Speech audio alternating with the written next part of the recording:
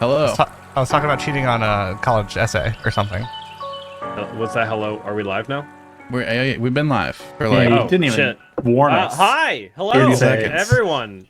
Did we decide who's doing the intro? I'll do it. Yeah. All right, I believe in you, Alex. They'll never know this was not pre-planned. Exactly. Okay, you guys are. Stop Yeah. asking if we're ready. We're ready. We're ready. Okay, Okay. I'm not ready yet. Hey everybody, welcome back to the Forecast, a bi-weekly podcast about everything games, film, and news. I'm Alex McCausland. I'm Ben Diaz. I'm Caleb Juno. Chad McCausland. And I'm Jake Fetterpal. On today's episode number 198, we got some more layoff news, and we basically just got like a bunch of Summer Games Fest announcements and stuff to talk about. That's about all. Heck So yeah.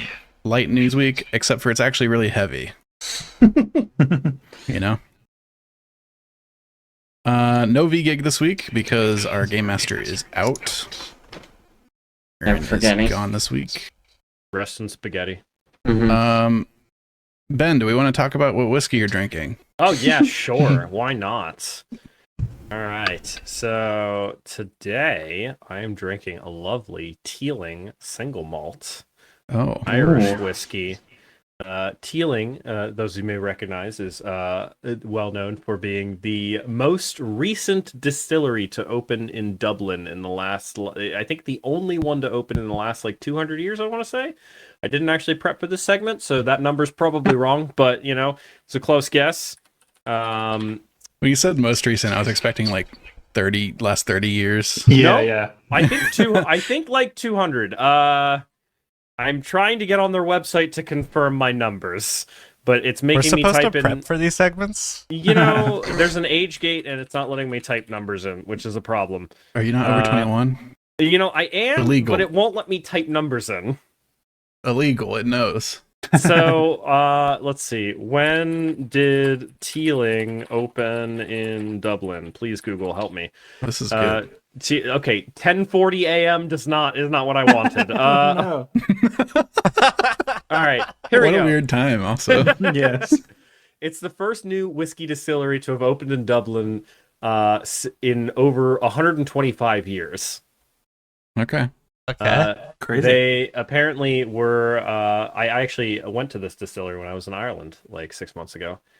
It was very, very good. They actually distill their whiskey there, which is not something that Jameson does in Ireland anymore. They just do a tour, but they actually distill outside of Dublin now. It's still in Ireland, just not in Dublin. But whiskey's very good. It's got slight vanilla notes. It's inexpensive. dark. Which is a win for me. Yeah.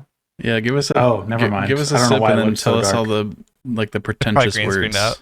Maybe. The woody notes. I'm getting do like you get peat? maybe a hint of cedar. Cedar, yeah. No peat. You don't generally get peat in Irish. Yeah, Alex. I don't know. What do you get? Yeah. Where do you get tiny peat bit of from? Floral in it. Peat. That's Scotch. You're thinking Scotch Scotch. whiskey has Scotch, peat in it. indeed.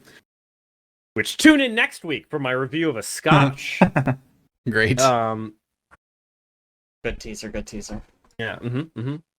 Scotch is actually my preference. That's my favorite kind of whiskey, but Irish is a close second.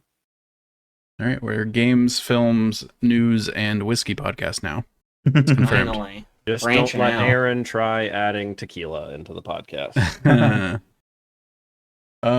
Chad. We'll have a yearly special where I discuss my opinions on Malort. Oh. But you have to pay a small fee to our Patreon in order to gain access to that. Ooh, smart, smart. Good plug, good Yeah. plug. That means you have to drink it on. I would say Screen. no. There's an elite Yeah. tier on the Patreon where I'll actually do a shot of Malort, and you get to watch my live reaction to that. Did you even get through the whole shot when we had you Yes. try it? Oh, I shot the Okay. whole He thing. down the whole thing. Yeah. I downed the whole thing because the first half a second I was okay with it, and then it hit. Ugh. Oh no. Okay. Chad, do we have a CCCP segment this week? Yeah, before that, I Chad's think since we're community adding conversation segments primary. on, I think one of the segments I Aaron's want to not add here. on. We can do whatever we want. Yeah, that's true. Yeah. No One one's of in the things charge. I want to add on is limited time appetizer review from Applebee's specifically. Yes. Applebee's Okay, specifically. I'm down for no. that. Let's go. I think my closest Applebee's is maybe like an hour drive away, but I'm still down. I don't think Did Every they I've Thursday been change we this order often at enough for it to Applebee's. support a segment? Maybe like once a month or something. I mean, That's that's all you crazy. need. Yeah, Every that's other good enough for me. podcast. What's their current limited time appetizer? We'll get back to that at a later date. Okay. Oh, We'll come back to this. I thought you had. I thought it was experience locked and that- loaded. Yeah, that we were about I to just hear clicked about. Okay, this is what happened. If you really want to know, I clicked into our stream and Applebee's popped up. Okay, Mm. I didn't really think about watching it to see if they had an LTO, but Mm. you know, Are we about to be sponsored by Applebee's? Is that what's happening? Yeah. I feel man, like dude. Applebee's is trying to do some sort of like undercover grassroots advertisement campaign because I've heard about them more in the last 2 weeks than I have in like 20 years. Really? It's been everywhere. People have been talking about Applebee's. It used to be like Applebee's is just bottom of the barrel junk. Nobody goes there. And now it's like, actually, it's really good value. And I don't know if that's just like a state of the economy. Like, Who's been saying that? I don't, just people and like social media. It's like YouTube videos, TikTok stuff. Applebee's TikTok going wild. Yeah. okay. Okay, all right. This looks new. Brew Pub loaded waffle fries. I haven't seen this yet, and I order from Applebee's. I do like every waffle once in a while. fries. I mean, it sounds like just fries, and I bet Applebee's could do fries pretty well. Okay, they could do okay. Yeah, they could make fries. I will say that it used to be Chili's was the classy one, and Applebee's was like the bottom of the barrel. I don't know what's happened around where I live, but Chili's is god awful. Oh yeah. It's bad. I've Chili's been to Applebee's in, is like, actually 10 like really years. good. Dude, the town I grew up in, the only restaurant really in town was Chili's. Yeah. I remember one that time- Chili's. Spent a lot of time there. Oh yeah, one time I was in there and I got hit by a car, like the restaurant. way. Very weird. I wasn't present for that one, but I remember You hearing were about not. It was very, very funny. Oh, wow. I don't think we need a CCCP after that. We don't? Okay, we're conversation primed at this point. Yeah, it was basically Chili's Is or this Applebee's. just secretly when Aaron's not around, we're just chaos agents? We just Yeah, what the exactly. fuck is going on? I don't know. We kind of lose a Stream lot of of structure. consciousness. Aaron tries to keep us in line, but you know, this is what we actually want. Yeah. Anarchy. Mm-hmm. All right, into news then. I guess we're going. Just wanted to bring in hot off the press layoff updates, as I like to do. Good. Just to brighten everybody's mood. Actually, I don't We think I had- know who got laid off this time. Usually do. Yeah. Avalanche Studio is closing 2 of their locations in New York and Montreal, losing about Who? 9% of their employees. Avalanche is like the Just Cause people, and Oh.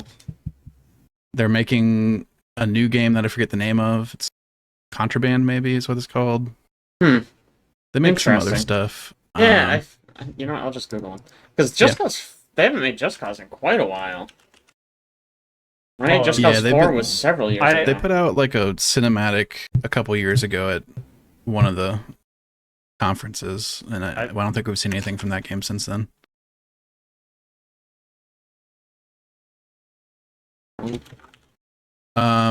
Behavior Interactive also getting hit with layoffs.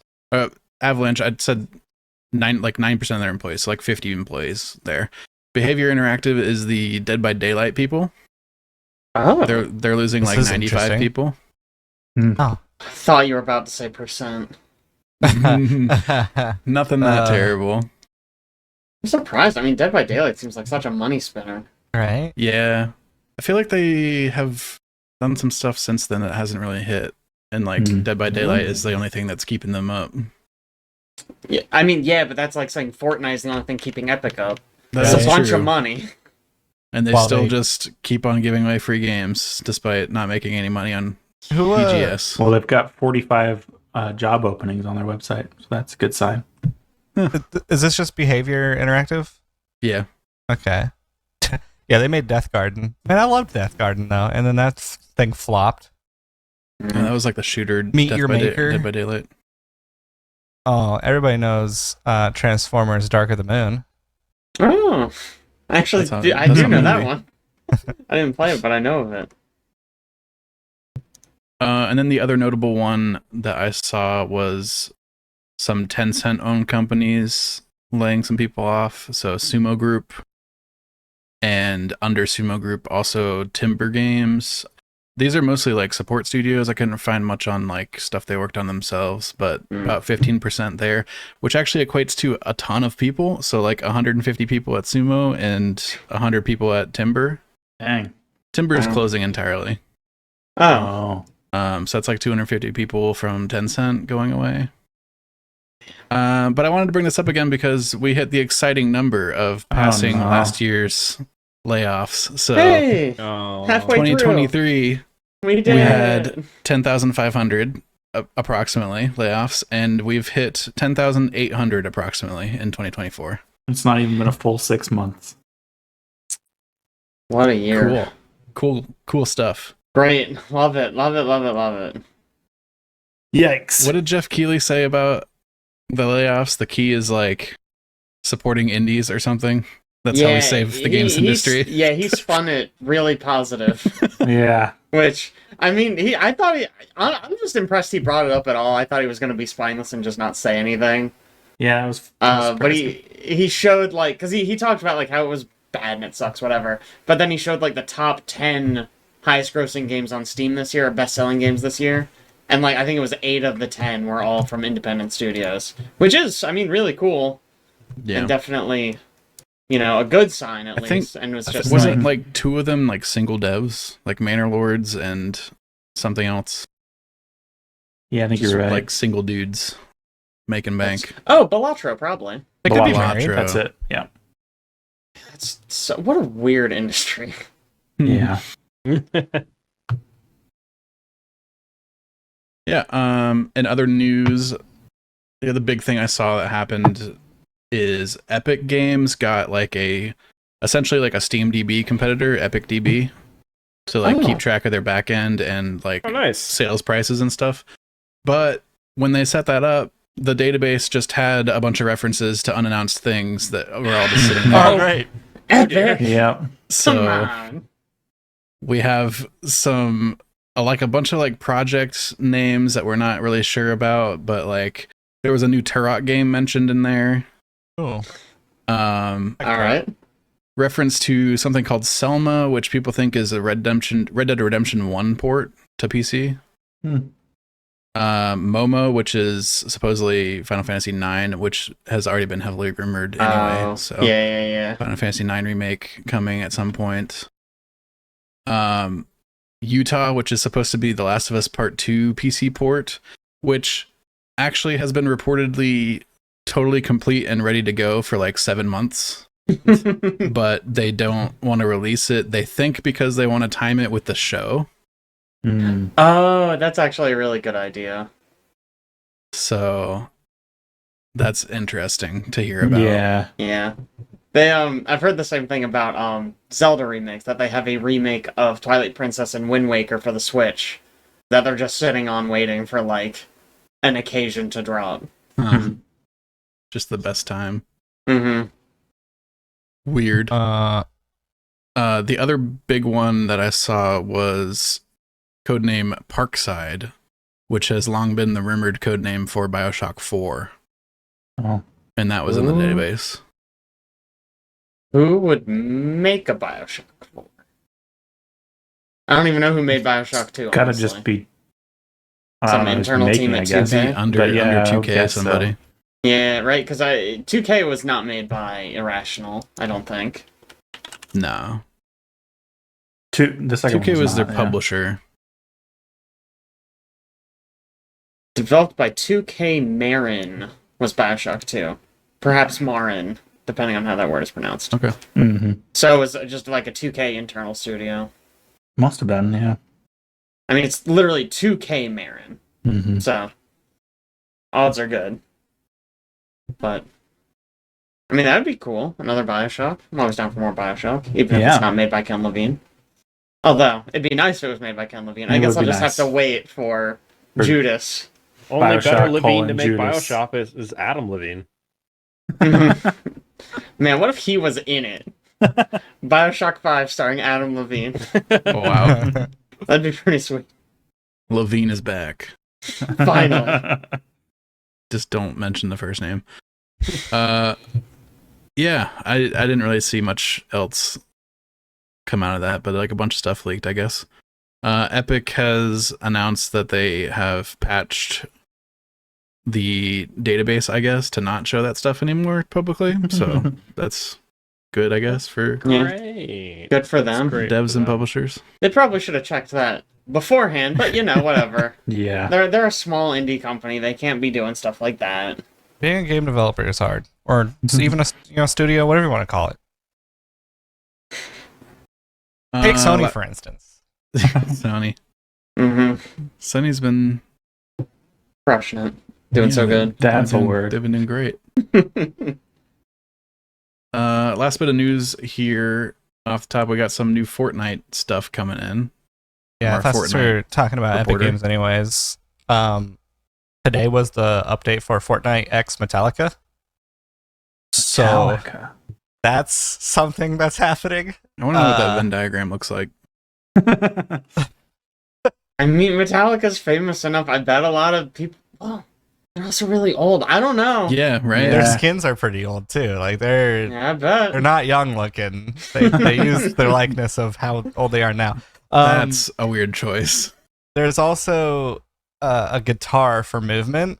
So basically, you strum As the guitars guitar, are it used. breaks out of the boxes. You go up into the sky, and there's like notes on your screen that it hits, and so it zips one time, zips another time, then finally hits the ground.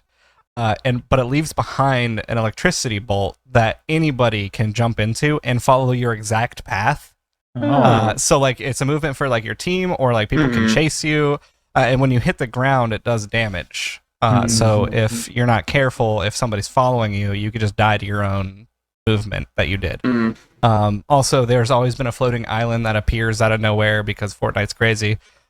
You zip up to it, rift up to it, etc. Now there's just Metallica people just looking at you while you're on this island, and they're just holograms playing their songs. And you capture a flag that gets you loot, and if you play like emotes with them, the capturing goes faster. So it's cool, fun stuff that they've introduced to this chaotic season that they have going on. So Fortnite X Metallica. Could it be? I know they're working on, or maybe it's out already. Fortnite Festival, right? That was like their new rock band thing, right? Is that out?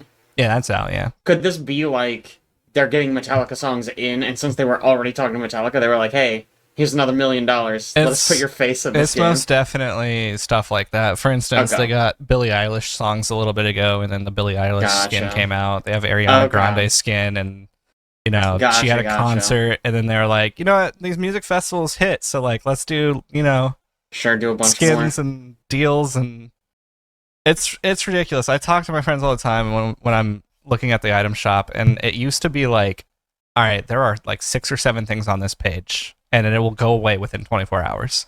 Now it's like you open the page and you scroll and you scroll and you scroll, and it's just like so much stuff. I'm like, why did I just have hey, here's the store, here's all 5,000 things that you can buy, just sift through it and buy what you want. Right. But I know it's the mentality of like, oh, this might go away, I gotta buy it now. Yeah. Do you know? Does Fortnite Festival, does it support like Rock Band instruments yet? I believe you can do that on PC. Okay. I think there was some talk about them like they were going to make their own custom Epic controllers like that and then sell them. I've been Wow. begging for this to cause some company to make a new set of Rock Band hardware because I need to replace my existing hardware. Very Man, bad. nobody wants to do it. It's so much overhead. I know, but I play it so much and I want new guitars. I literally just disassembled and cleaned and tried to repair my guitars because you know how much it costs to buy a new Rock Band guitar, like in decent state? It's like $150 per guitar. Jeez. Like Crazy. they don't make them anymore. It's expensive, I'm pretty sure we just threw ours out at one point, didn't we, Alex? which is a we, nightmare. We have them. I have them. Literally, I've been I kept asking my them. friends like, "Hey, does anybody have spare Rock Band guitars they're not using? I will buy them from you." Like I literally have a special adapter that lets me use 360 controllers on an Xbox One because I was too expensive to buy new controllers for my Xbox One. I've been kind of interested in getting like one of those guitars working on PC to check out Clone Hero. Clone Hero's real fun. Do just highly 'cause, like, recommend. Any song you can think of is probably in there at this point. It's been around for so long. The Clone Hero is real good.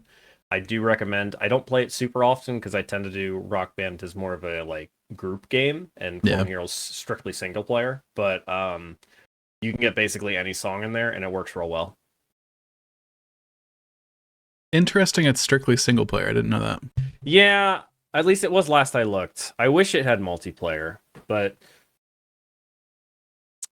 also I wish it supported drums and singing. Yeah, it was just Rock Band, but it's I mean, more you can Guitar just Hero than sing. Rock Band, right? You're allowed. Nobody can stop you. You can just sing. That's true. You know the lyrics. Even if you don't, whatever. But I who can't cares? connect my drum set to it. I mean, sure.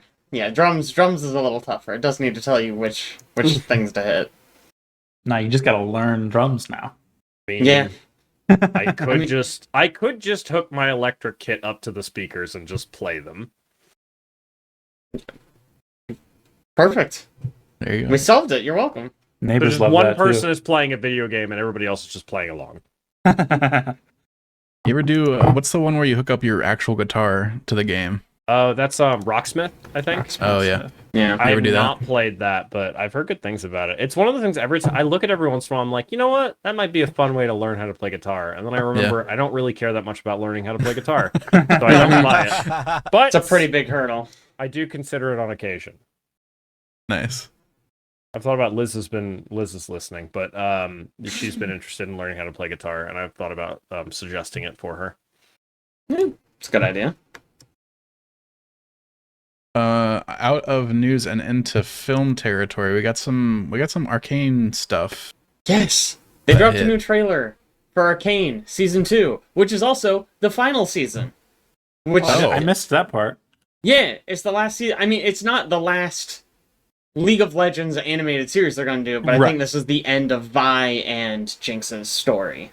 Gotcha. Okay. Which I think makes sense, because, you know, I would rather have them just, like, wrap it up rather than, you know, Yeah. try to stretch it out. Yeah, it'll be much better this way, and then move on to another interesting story in League. Yeah. Hopefully they don't do the age-old thing of, oh, it did really well. There's a season 3 coming, guys. Yeah. I bet. The final I bet season, part 2. they're gonna introduce. I mean, League has just so many characters. One of them must have an interesting story. I can't think of one off the top of my head, but I'm sure there is one. I'm sure one exists. With how much ground they covered in the first season, I could see them just wrapping stuff Yeah. up. Right. I mean, it literally started with them as children. Yeah. Mhm. Like, it feels like they move at a pretty good clip. And it was But I mean, executed even- really well. Even within season 1, like, man, an Echo spin-off series would be really cool. A Yeah. Heimerdinger spin-off series would be really Mm. cool. They heavily suggested in the trailer that Warwick is going to show up. Which, I mean, we kind of saw his whole story, I think, here. I think he's going to be one of the characters from season 1 is going to end up being Warwick. But that's neither here nor there. Point being, you know, there's a lot of characters even within the fiction of Arcane that you could spin off into their own series. Yeah. And there's characters who we don't really know from League that they might even spin off stories from. Like the councilwoman. I forget her name. Sure. But she's not Or even that a character in League. there was that really cool chick in the bar that Vi fights. Yes. Who I was like, that's gonna be the next champion. And she Oh. wasn't. Thought for sure she was the next Like, one. I guess I don't follow League, but I don't think she showed up ever. I don't think Because so. that would get me to play League for like 5 seconds. I think it's so weird that these shows, like the Dota show does the same thing, where they just introduce characters that don't exist in the game when there's like hundreds of characters you can pull from. Yeah, right. I'm like, guys, what do you just use the stuff that we know? I don't know. They've at least pulled a character from the show into the game. One character, and then they went back to making up. League hasn't done that yet. Yeah. No characters. have been Weird. They pulled. went back to making up unique characters again after that, even though there's Oh, a couple yeah. more that could How clearly dare be they? heroes in Dota. Creatively make unique characters. Fucking nerve. Gosh, we still don't have Ringmaster. That's the reason I don't play League anymore. That's Mhm. it. Last Hey, year, how do we not have TI. Ringmaster? yeah, no, they announced at TI last year Ringmaster was coming soon, and then they eventually said, early next year, and it's now halfway through next year, and we don't have Ringmaster still. We're gonna hit TI again. They're gonna be like, oh, by the way, Ringmaster's out. it's Ringmaster's coming soon. That's our new hero announcement for this year. This counts because it's not out yet. So yeah, Arcane's exciting. Still Heck yeah. blanking on other exciting League of Legends characters. I keep getting stuck. Lee Sin is a character. He's like a monk, and his lore literally doesn't work anymore. They reworked how League works in fiction, so his backstory doesn't work anymore. It used to be Weird. that everyone in League of Legends was in canon controlled by like another person, a summoner who like the player. So you were playing as like a summoner and you were directing them. That's and why his it's called whole thing was Summoner's that- Rift. Yes, precisely. And Oh, his yeah. whole story was about how he wanted to be like a summoner and all this stuff, but then they retconned it so that's not how it works anymore. But they didn't change his backstory. Yeah. So he Oh, just wanted to be this strange. thing that He doesn't just wants exist. to be yeah. Oh, Wow. man. It's really funny. I'd love to see a show Everybody's- about Gwen or Jin. I think both of those have really Jin would interesting be stuff going such on. a good one. You could Yeah. even keep Vi and Caitlyn in it. Yeah. Or at least as like side characters. Jin is like a serial killer, essentially, obsessed Oh. with the number 4. I don't know if that's in his character or not, but in game he's obsessed with 4. Yeah. And that Do dude- they- About pentakills wants quadros. Mhm. Huh. Do they have skin tie-ins for the show? Yeah. Yeah. I actually Okay. think did they give them away for free or did I get it through? I think they gave it away for free. I think It they might did. have been an Amazon Prime thing. Might See, have it's been. one of the two. I didn't pay for I it, but I do have- have it. Yeah, because I definitely have like Caitlyn's skin from the game, Yeah. from the show, and some, and I think maybe a second one. Yeah, they have Jinx, Vi, I think, are the Jinx, two. Caitlyn, and they have a Vi one, I'm pretty sure, and a Jace one. Definitely a Jace one. Oh, Jace! Yes, that's the other one. I'm like, they didn't do Heimerdinger because I would have been excited about that. Want a Teemo show? Yeah. Man, that would be. A show all about different Yordles. There's some good ones in there. Oh, There who's the are? Shadow Yordle? Should have heard. Oh, you're The talking about depressed one. Yeah, Is her name I actually was Vex? trying to think Vex. of her. Yeah. Vex. Yeah. Lucian. Lucian would be a Lucian would be good one. good. Lucian would be Mhm. an exciting one. His wife got stolen by a skeleton man. Yes. No. Just They straight actually- up well, have. to be fair, they did a video game kind of about that because they had the Ruined King video game. Is that what Is the that plot what of that that's game's about? about? Well, it's about him who was the one who stole Lucian's wife. I It's think. about Thresh. He's the No, bad guy. oh no, Thresh is the one who did that. You're right. No, it would be about that guy. yeah. His the name starts with jungler. a V. I can't think of it. The jungler.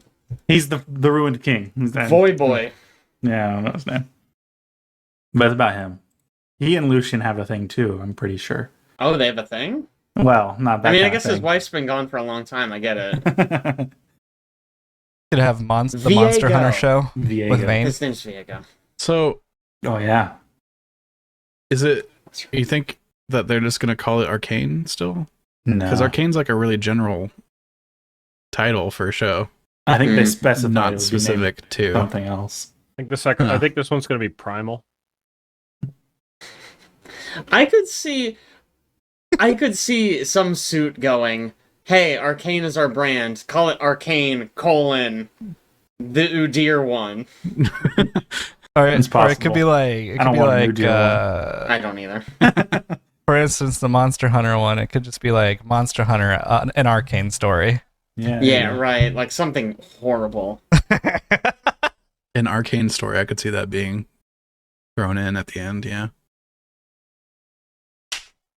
Weird. Very weird. That's out this year. Yeah. Like, what, November? Is there a date? They put a date, right? November. November. That's really exciting. Cool. Talking about other stuff that's coming out soon. We had a bunch of showcases for Naughty 3 for Keigh3. Yeah. E3. I thought you were about to say Naughty Dog. Yeah. Summer Game Fest, not Summer Games Fest, is what I've been told. There's no S. Why is it Summer Game Fest when there's multiple games? There's only one game. Only one. Okay. And it's Starfield. No. Although that was Wrong show. showcased. I did see they were making an expansion for that, and I went, "Wow, Did they make enough money to justify an expansion? You are skipping ahead in the script, sorry. sir. Also, sorry. probably, I'm sure they had that expansion almost done when they released it. Yeah. Probably. It was announced before the game came out, I think. I'm pretty sure. That's Yeah. crazy. That's just content that should have been, in the the game. game already. I mean, it wasn't. I mean, if you think about it, it was content that they were working on but wasn't done. So they would have had to delay the game until Okay, delay this it. fall. They needed it. They needed to So delay they it. could've They used needed and put they that needed in. Many some delays. content in there. There needed to be some content in I guess. Starfield. Yeah. Whatever. Let's talk about the show that didn't have Starfield in it. Yeah. Summer Game Fest. I thought this show was a little lame. Not too many Wow. big Fucking announcements. get them. Yeah. I mean, Jeff Keighley did say he like came out beforehand and tried to get ahead of it. He's like, guys, don't expect too much. Where I mean, it's mostly like just updates on things. No big crazy stuff. It's just like, don't worry, all the games suck. You're not missing anything. Calm down. There's some new stuff shown though. For instance, Civ 7 got announced. Okay. Let me ask this. Civ 6 has oh my god, why am I blanking on his name? The guy who always dies, who does the voiceover stuff. Sean Bean. Sean Bean, thank you. Oh. Sean Bean voices everything in Civ 6. How are you gonna top that? What are you gonna do? What you got? Is Morgan Freeman gonna do Civ 7? I was just about to say Morgan Freeman. I mean, that would top it. I'll give you that. But I always like, I feel like Civilization is such a complete package. I don't know what you do to like. Yeah, get what is better? a sequel? It's the Alan- same Yeah, game, but it right? looks slightly better. Alan Like Tudyk voicing it. Heck yes. That just would be the good. animals. Morgan Freeman doing Yeah. the voiceover. Alan Tudyk does all like the farm animals and stuff Yeah, like that. exactly. Yes. Exactly. That's the best way to handle that. I mean, what's the big difference between like 5 and 6? What did they really do? I mean, I could describe several very minor systems. Mm-hmm. A few victory conditions look kind of different. There's a whole new victory condition in 6. Which one's the new Oh. one? There was no religious victory in Civ Ah. 5. That was Oh, okay. six. So we gotta come Graphics up are with way a new better. victory condition. Um, 7.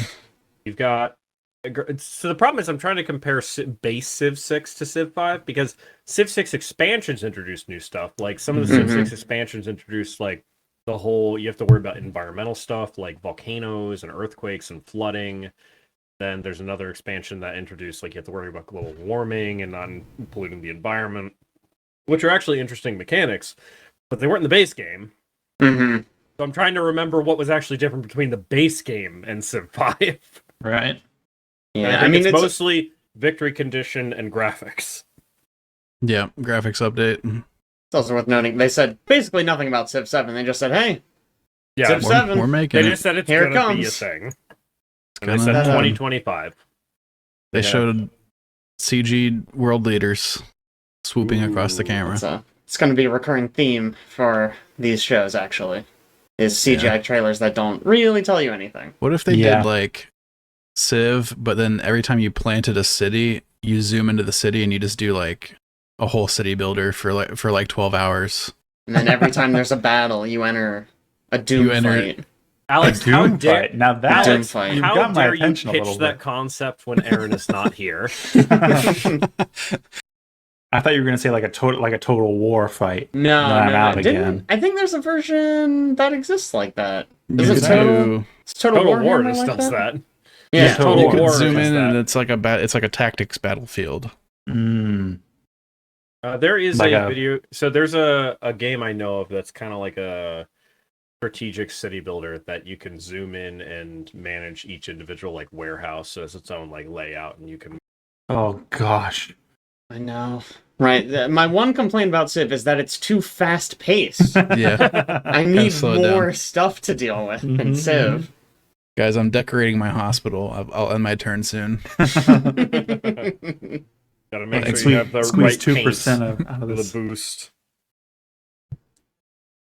Other interesting stuff that showed up here. I don't know. Lego Horizon Adventures. Yeah. But What this a- is such That's a weird one. choice. A Like- wild, out of the blue. I feel, man, there must be a Horizon fan base but I don't think I know any of them. Just for clarification, people don't know, we're talking about Horizon Zero Dawn. Yeah. That. Mm-hmm. Or They made a Horizon Lego Dawn. version They of made that. 2, and Also there's a that. Lego version. They're talking about Horizon, the people who put on the Yeah, forecast. we are having a Lego video game. I didn't want You're anybody to making think a we're talking Lego about like game based Forza on our- Horizon or something, you know? Man, yeah, I don't know who would play a Lego video game based on us. That's miserable. Honestly, it might have a bigger audience than Horizon Zero That's Dawn so Lego. funny. Wow. Fucking yeah, get them. That's so I did brutal. like the one nice thing about this is Ashley Birch does the voice of Aloy. Aloy? I guess it's a weird A. But it sounds Yeah. like she's actually having fun voicing this character rather than in Yeah. Horizon Zero Dawn where she sounds like she's fucking miserable. Yeah. Oh. So that was fun getting to hear her like emote and stuff. She's great. I love her. And so It does seem you know, very like whimsical and lighthearted. So Very much so. it It's got does look co-op. like fun. Yeah, I don't know. The Lego games are usually a good time. Mm-hmm. It's such a weird property. Like, I it's feel a like weird Sony has choice. Sony has so many better ones to pull from. You know what I mean? Like if you're gonna do it, God of War sitting right there. Yeah. Bloodborne would be a weird choice, but it would be very funny. Don't do a Bloodborne one, please. Lego Wouldn't it be funny Spider-Man. if they put out Bloodborne Lego before a remade Bloodborne? No, And it it's would on not. PC. No, it would not. Yeah, the Lego one comes to PC. Ugh. That would be hilarious. Holy shit. Something I'm excited for. They showed No More Room in Hell 2, which is a game I thought nobody but me knew about until they showed it at this event. I watched Um, most of this event. What the fuck is this game? It looks interesting, Yeah. actually. I played the first one back in the day. It was just a mod for like Source games. And it was like a weird thing that me and Frank and Chad would get into or something, you know? Like, and then they announced a sequel forever ago, and it's like a mod team, so of course it's been in development for forever. But they got a real publisher to back this now. So like Torn Banner, the publisher behind like Chivalry and stuff like that, is actually like helping out with releasing this. And it's So- for reference, Jake. It's a looks like up to 8-player co-op, single player or first person, like a zombie type game. Zombie survival, What was 8-player the- co-op. We used to play a game that's very similar. Was it Damned? That's We what it's called. played It's called Outbreak. No. But quite similar, I think. Contagion. Oh, Contagion, right? Contagion. Yeah. Contagion. I think it's quite similar to Contagion, except We played, yes. So Contagion, you don't turn into zombies, maybe. like escape mode is usually you're like rolling together. From the way they sounded when they were describing this, you start in different areas across the map and kind of Yeah. like meet up. That That's sounds cool. cool. So- For time reference, Travis played the original No More Room in Wow, Hell. that's old. Wow. That's Yeah. right, Travis. Jake's calling you old.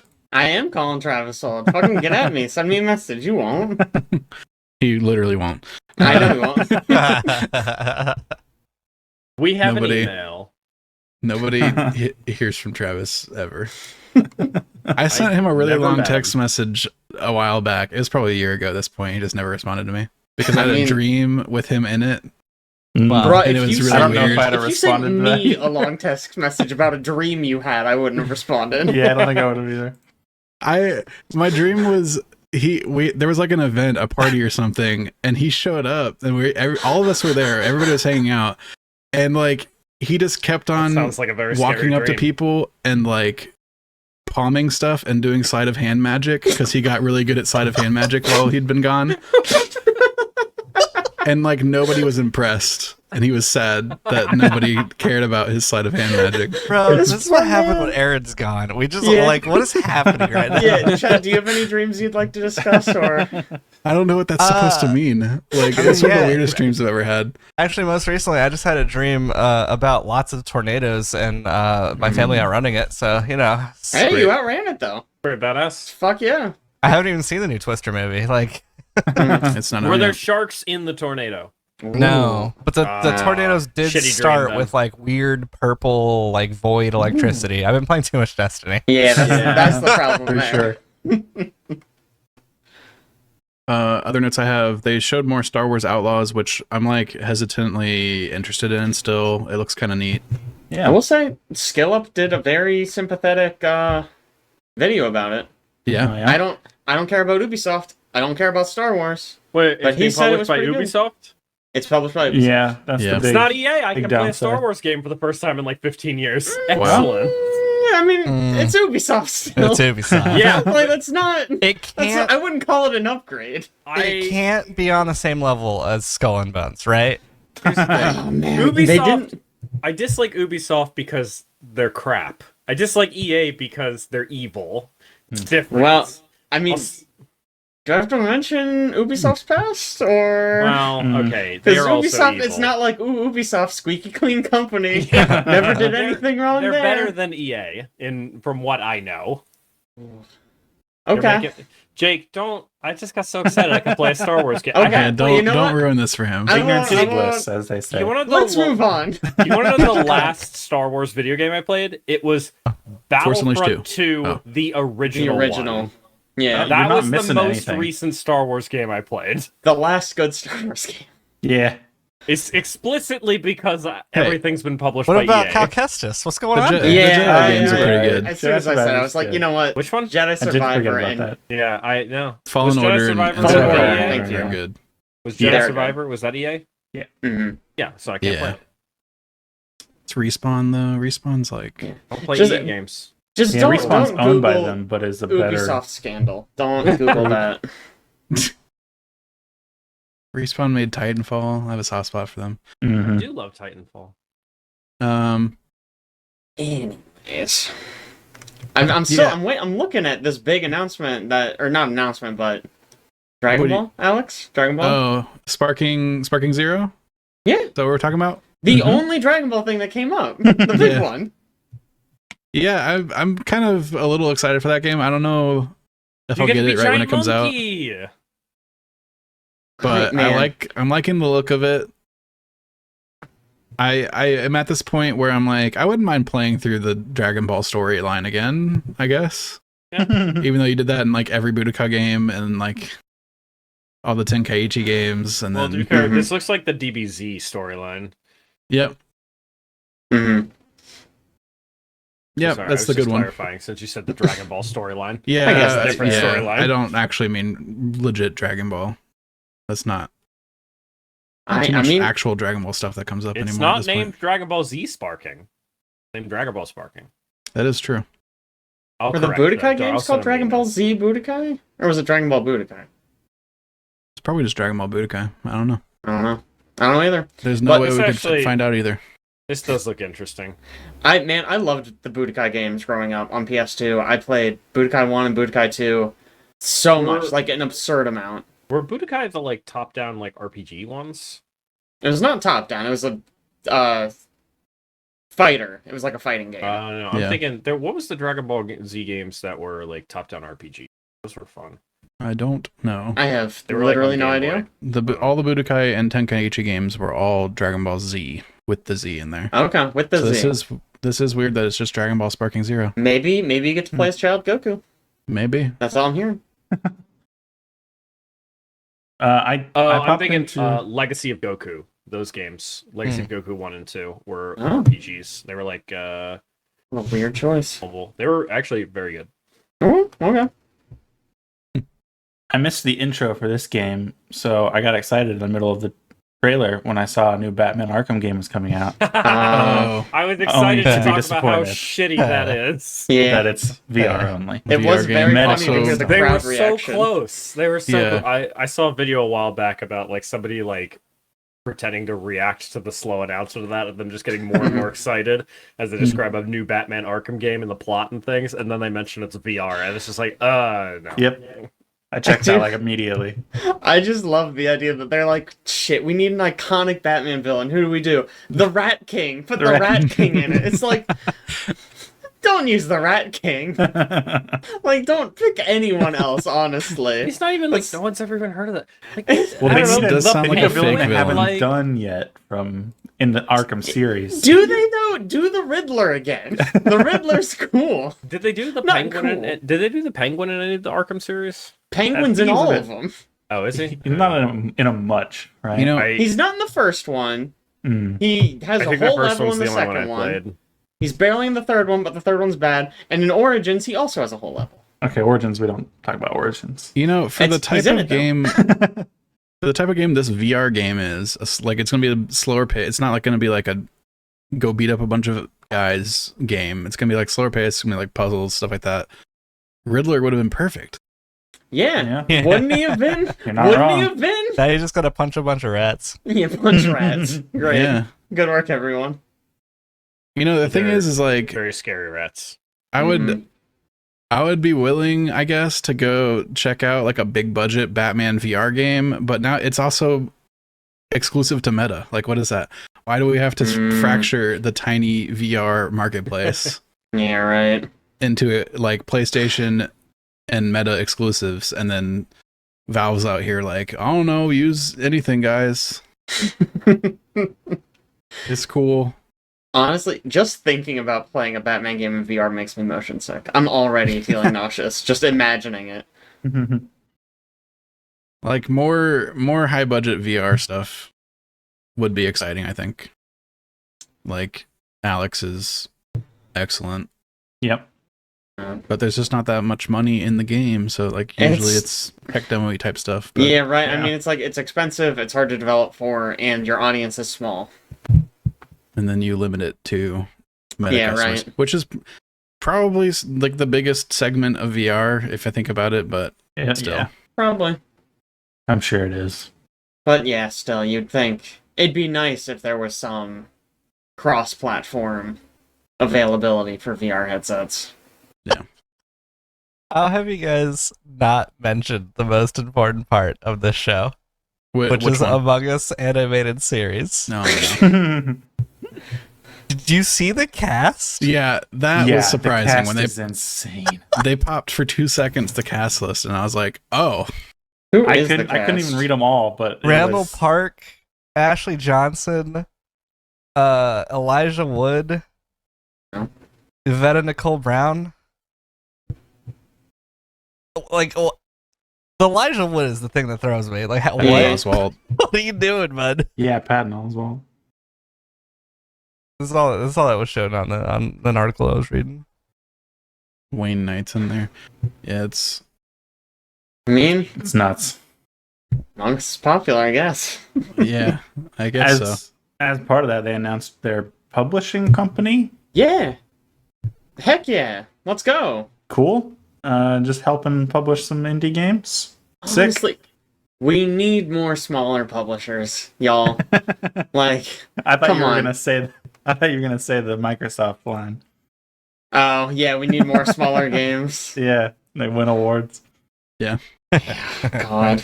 Was this the show where Blumhouse announced their thing, or was that Yes, that was also Xbox? this one. Okay.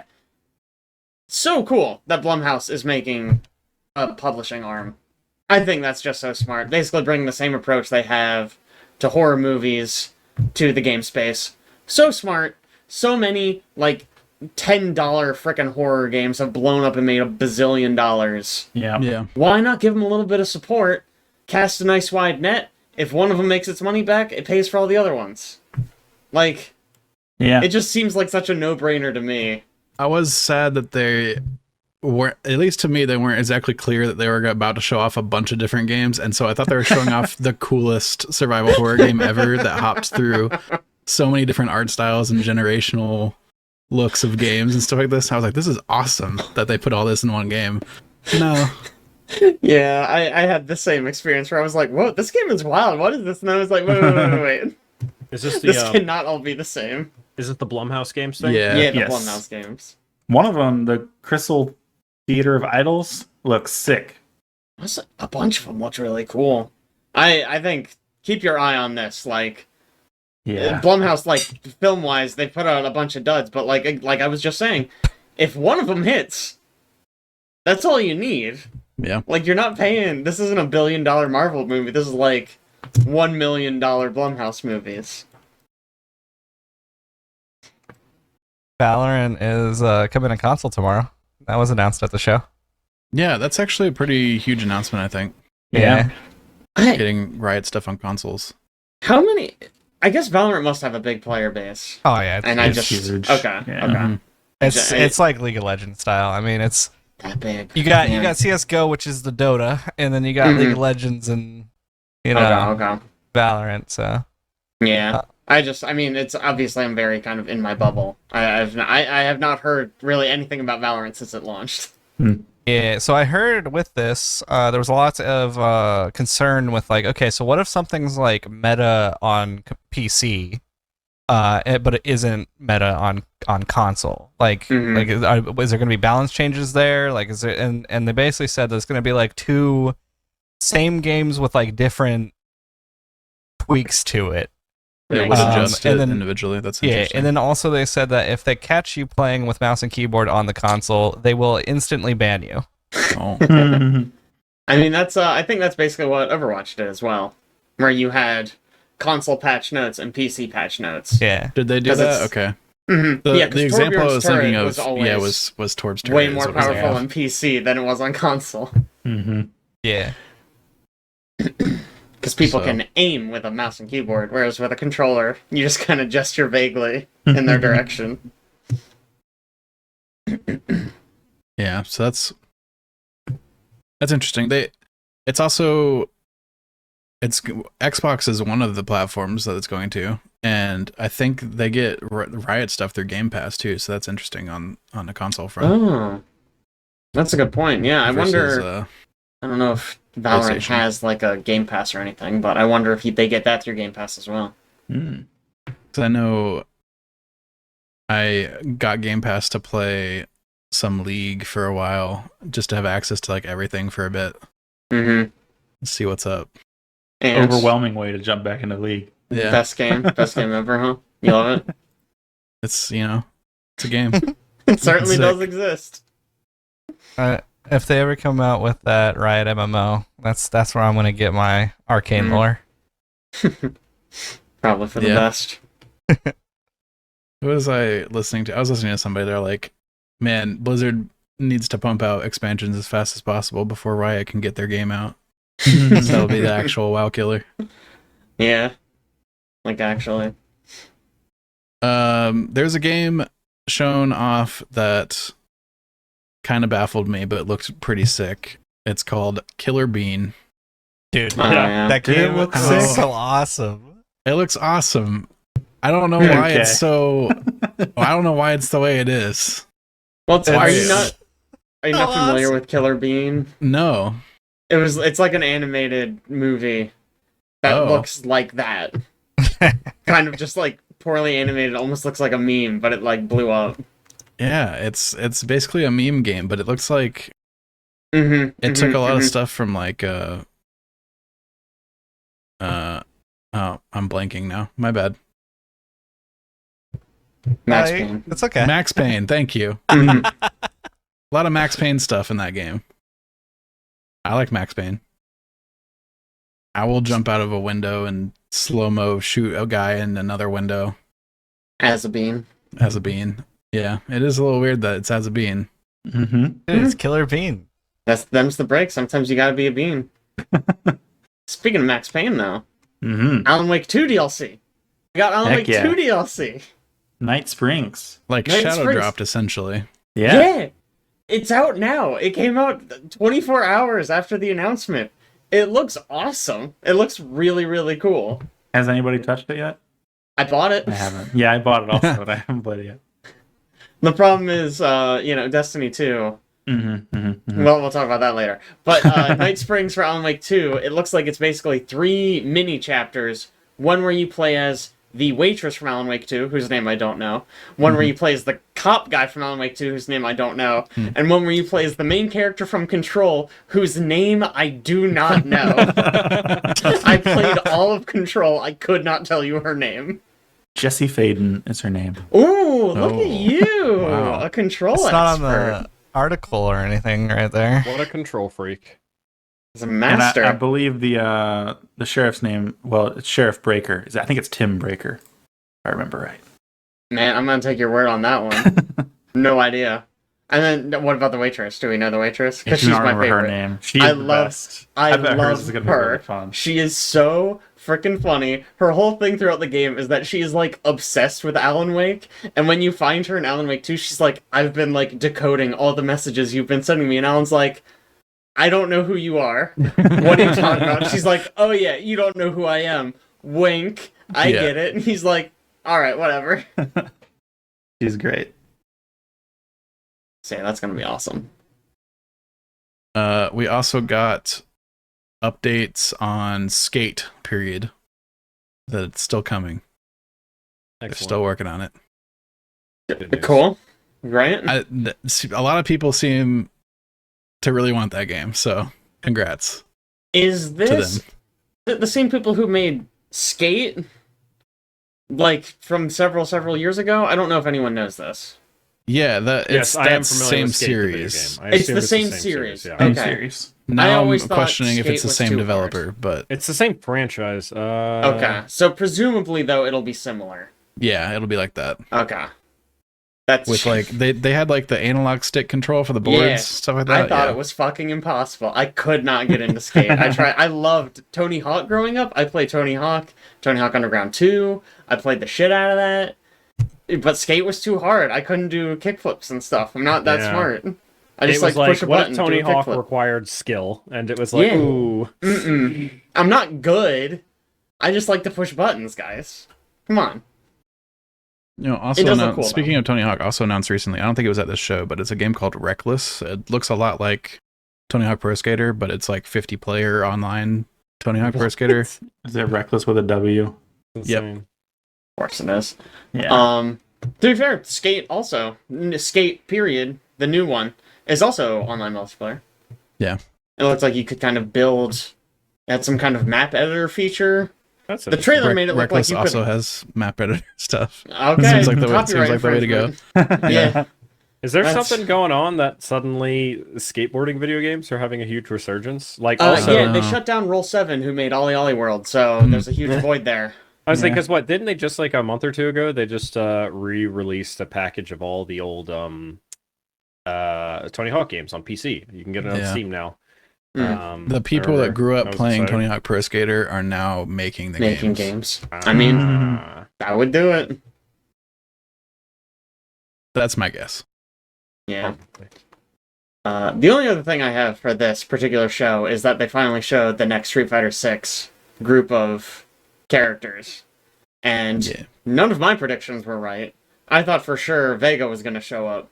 But Hmm. Bison and a bunch of crossover characters showed up.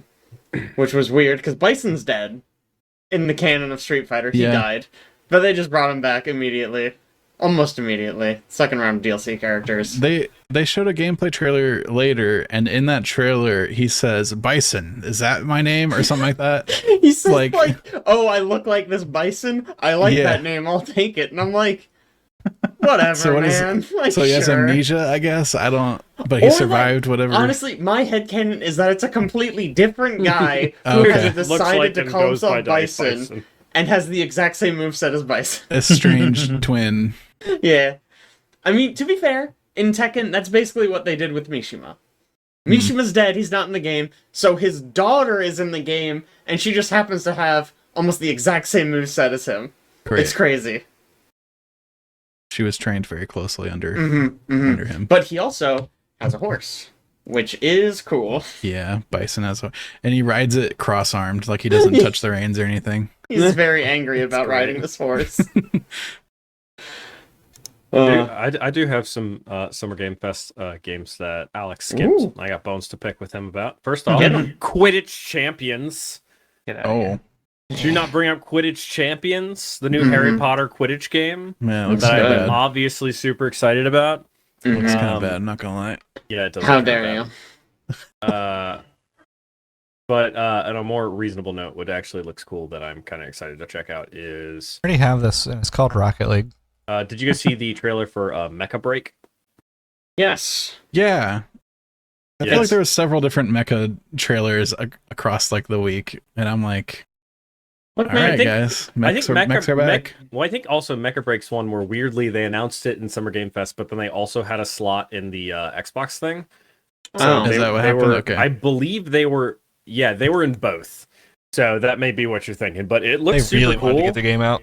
And they have some cool people working on it. Like they have Takayuki Yanase, who's a guy who's worked on designs for Metal Gear, Gundam, and Armored Core, is working on designs for a bunch of the mechs, and it looks super cool. I'd be more excited if it was a single player game with the campaign, but I'll still check it out with it being a multiplayer game. Is it? So is it multiplayer versus only? I think so. Oh, it's not that's super clear. Hugely disappointing. Definitely, they're putting a lot of heavy emphasis on the multiplayer versus. Here we go. Customized mechs, player created mech pilots. Three distinct game modes: 6v6 battlefield mode, 3v3 arena mode, and up to 60-player PvE VP mode. 60 is a big number. It's like a battle royale. Okay. PvP. Probably. Yeah. But looks cool. I'll probably check it out. I like If you- mechs. I mean, if you want a mech game with a story, play Armored Core 6, right? I was about to ask, did you play Armor Core 6? I didn't. I've been meaning to pick it up. It was one of those things I haven't had time, and I look at Like, it. I'm that's like, the one, right? That's I don't Man, have time to play a 60-player. Has $60 anyone game. on this cast played Armored Core 6? No. We have failed. All right, I'll take it upon myself at some What a point in hero. the future. You're welcome. I do. I feel Okay. similar to you, Ben, where it's been on my list, but I'm always like, I have other things I want to do. I But do I have played- an Armored I Core think- story. Armored Core 2 is one I played when I was a that's- kid. old. Whichever one was on the PS2, and I remember loving that.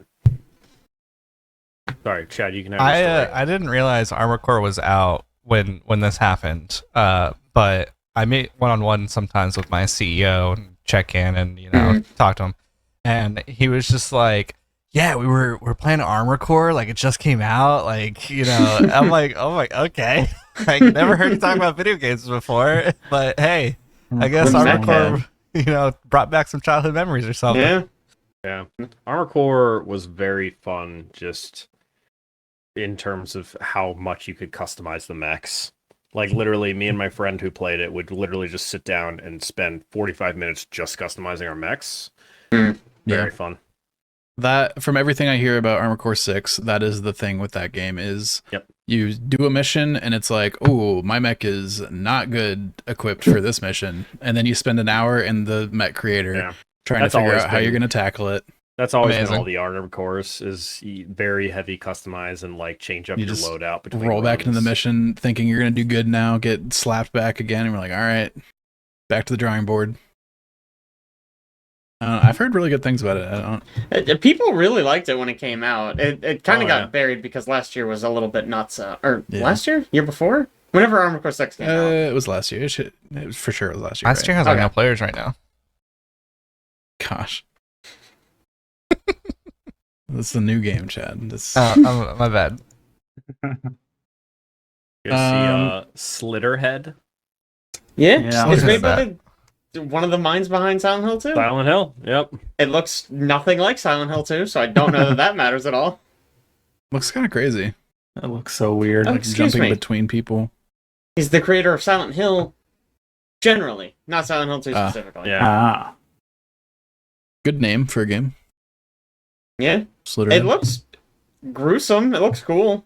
It does look gruesome. I feel like it was one that was kind of difficult to figure out what it was going for. There's Yeah. like some parts of that Very trailer much where so. it was like, all right, I'm controlling this man. I'm going to leap him to his death and jump out of his body before Mm-hmm. he falls off this building and dies into a different body that's safe now. And it's just like, well, that guy's dead, I guess. I don't know. Just killed that man. The little only other bit- one. Yeah.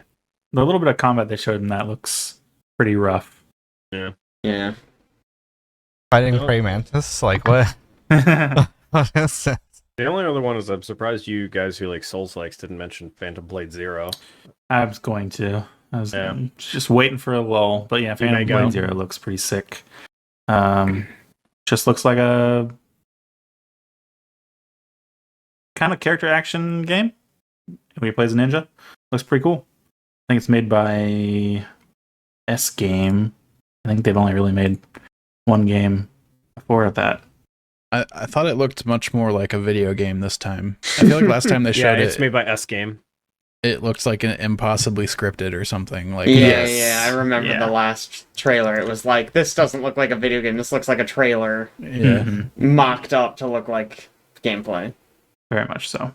There's more actual gameplay in this one, although still not a ton. Mm-hmm. Actually, no, this is a mostly gameplay.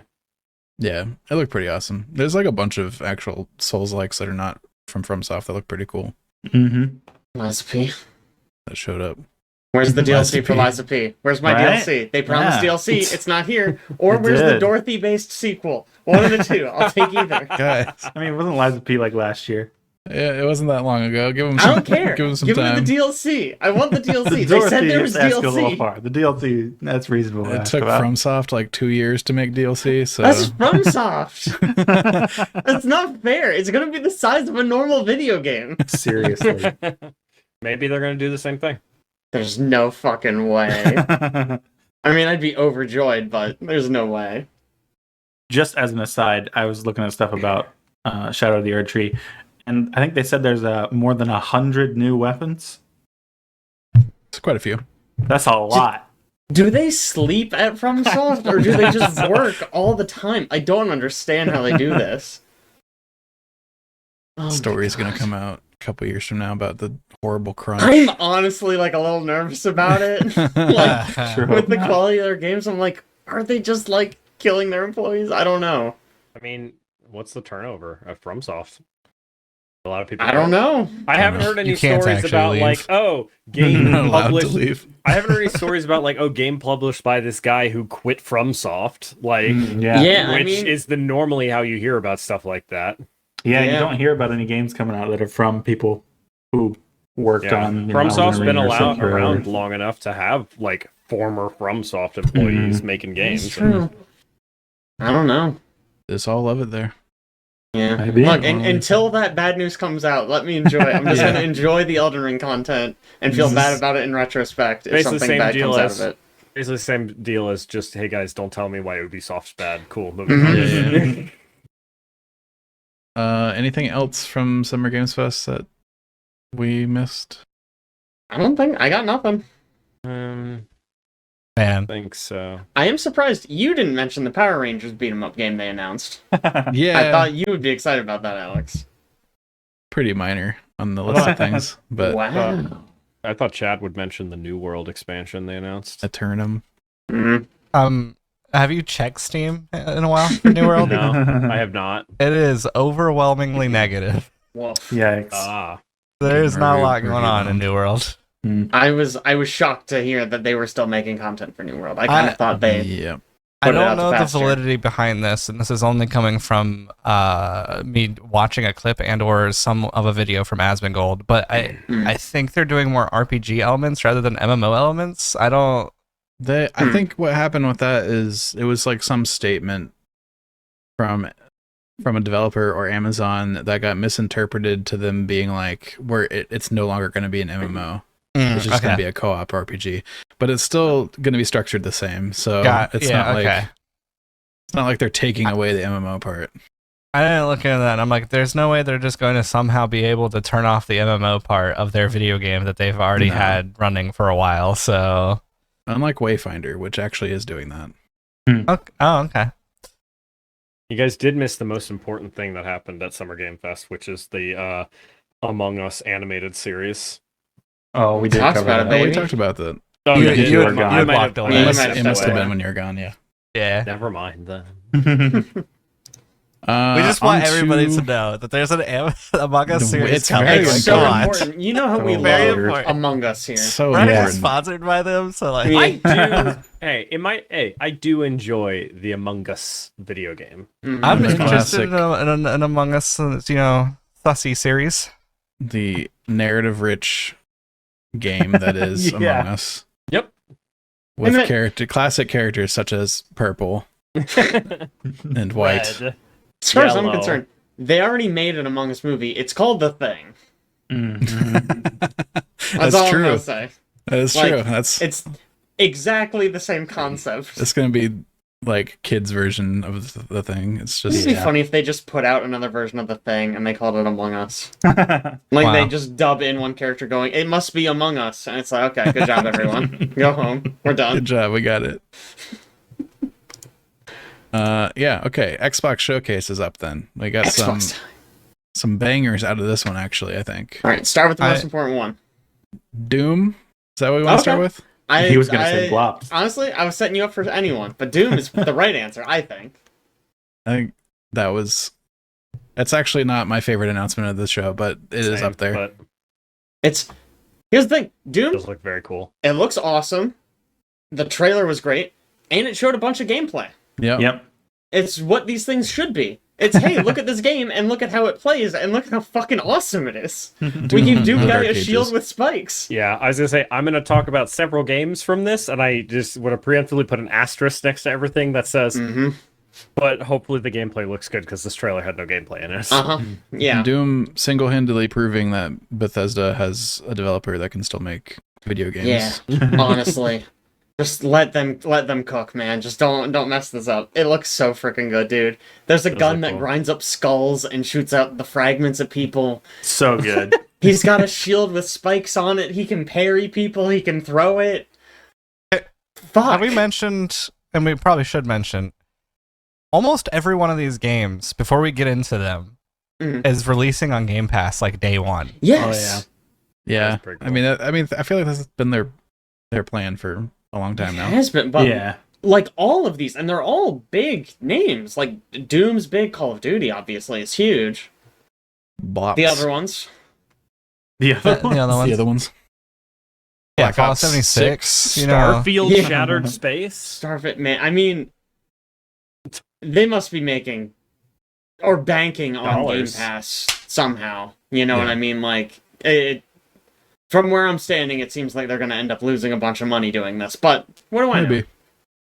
Maybe it works out. Maybe They they can have. afford to They've lose got it at big least for brain. a good while. The Yeah. Fallout 76 update. Yeah, that was what I was queuing Alex up for. Really, I want to talk about playing as a ghoul. You can play as a cool. You can play as a ghoul. is that pretty I much saw the that, I only thing was from like, that update, or finally. is there more meat to this update? Because I wouldn't put There's- it past them just they being do like, hey, you can intro- play as a ghoul. No, they do introduce an entire new region. Mhm. Okay. But I you can didn't, play I as a didn't no know enough NPCs. about Fallout 76 to like be I- like, oh I- yay, I all was this gonna new say, content. I've also never played Fallout 76, so I don't know for reference. We lost our expert, but it's okay. We can just speculate wildly. Yeah. It's gonna totally rehaul it. The ghoul experience is gonna be a total game changer. Mm-hmm. It's gonna be so It's gonna be Good. really cool.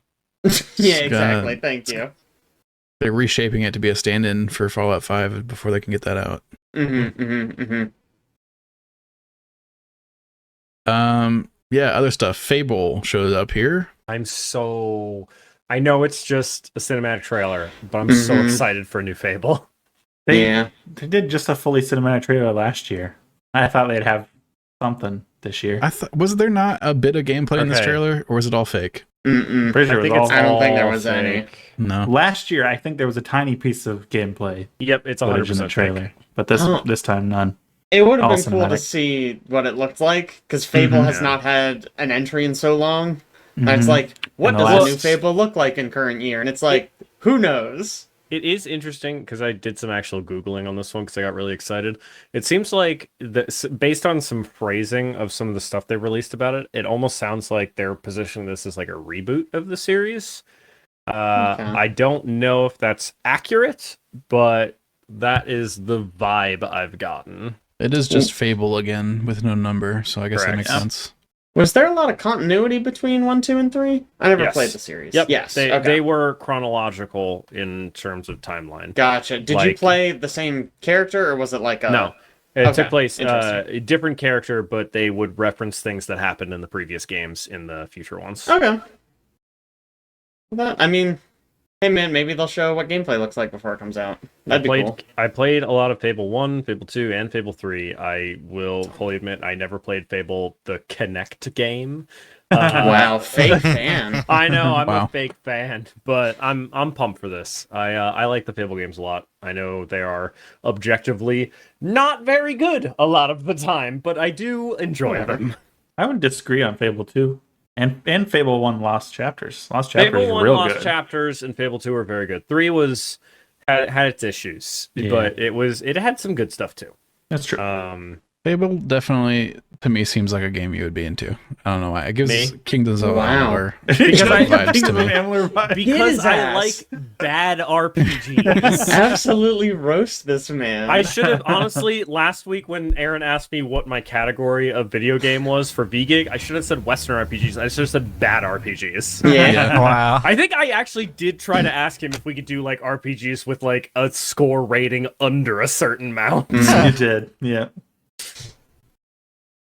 But I'm excited for it. That's probably the big highlighter for me on this one. Yeah. Indiana Jones, they've been showing that off a bunch lately. It does look cool. Yeah. Could Who be knows? I interesting. wonder what it plays like. Yeah. That's It looks but- like first person. You're throwing your whip around, and a couple of brief shots that we've seen of gameplay. They have said it is First first person. person and also third person. It is both. I was gonna say first person feels like an odd take. That seems like the style of game would really lend itself to a third person game. But if it's both, oh wow.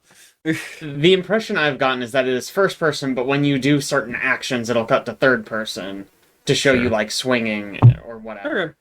Okay. That's a What I'll say choice. about both this and the Fable trailer is both of them at least show that they get the tone, that like the writing and stuff is very good. Like the Indiana Jones trailer, it felt like an Indiana Jones movie. Yeah. Which that bodes well, but still, who knows how the hell it plays? So it's tough to say.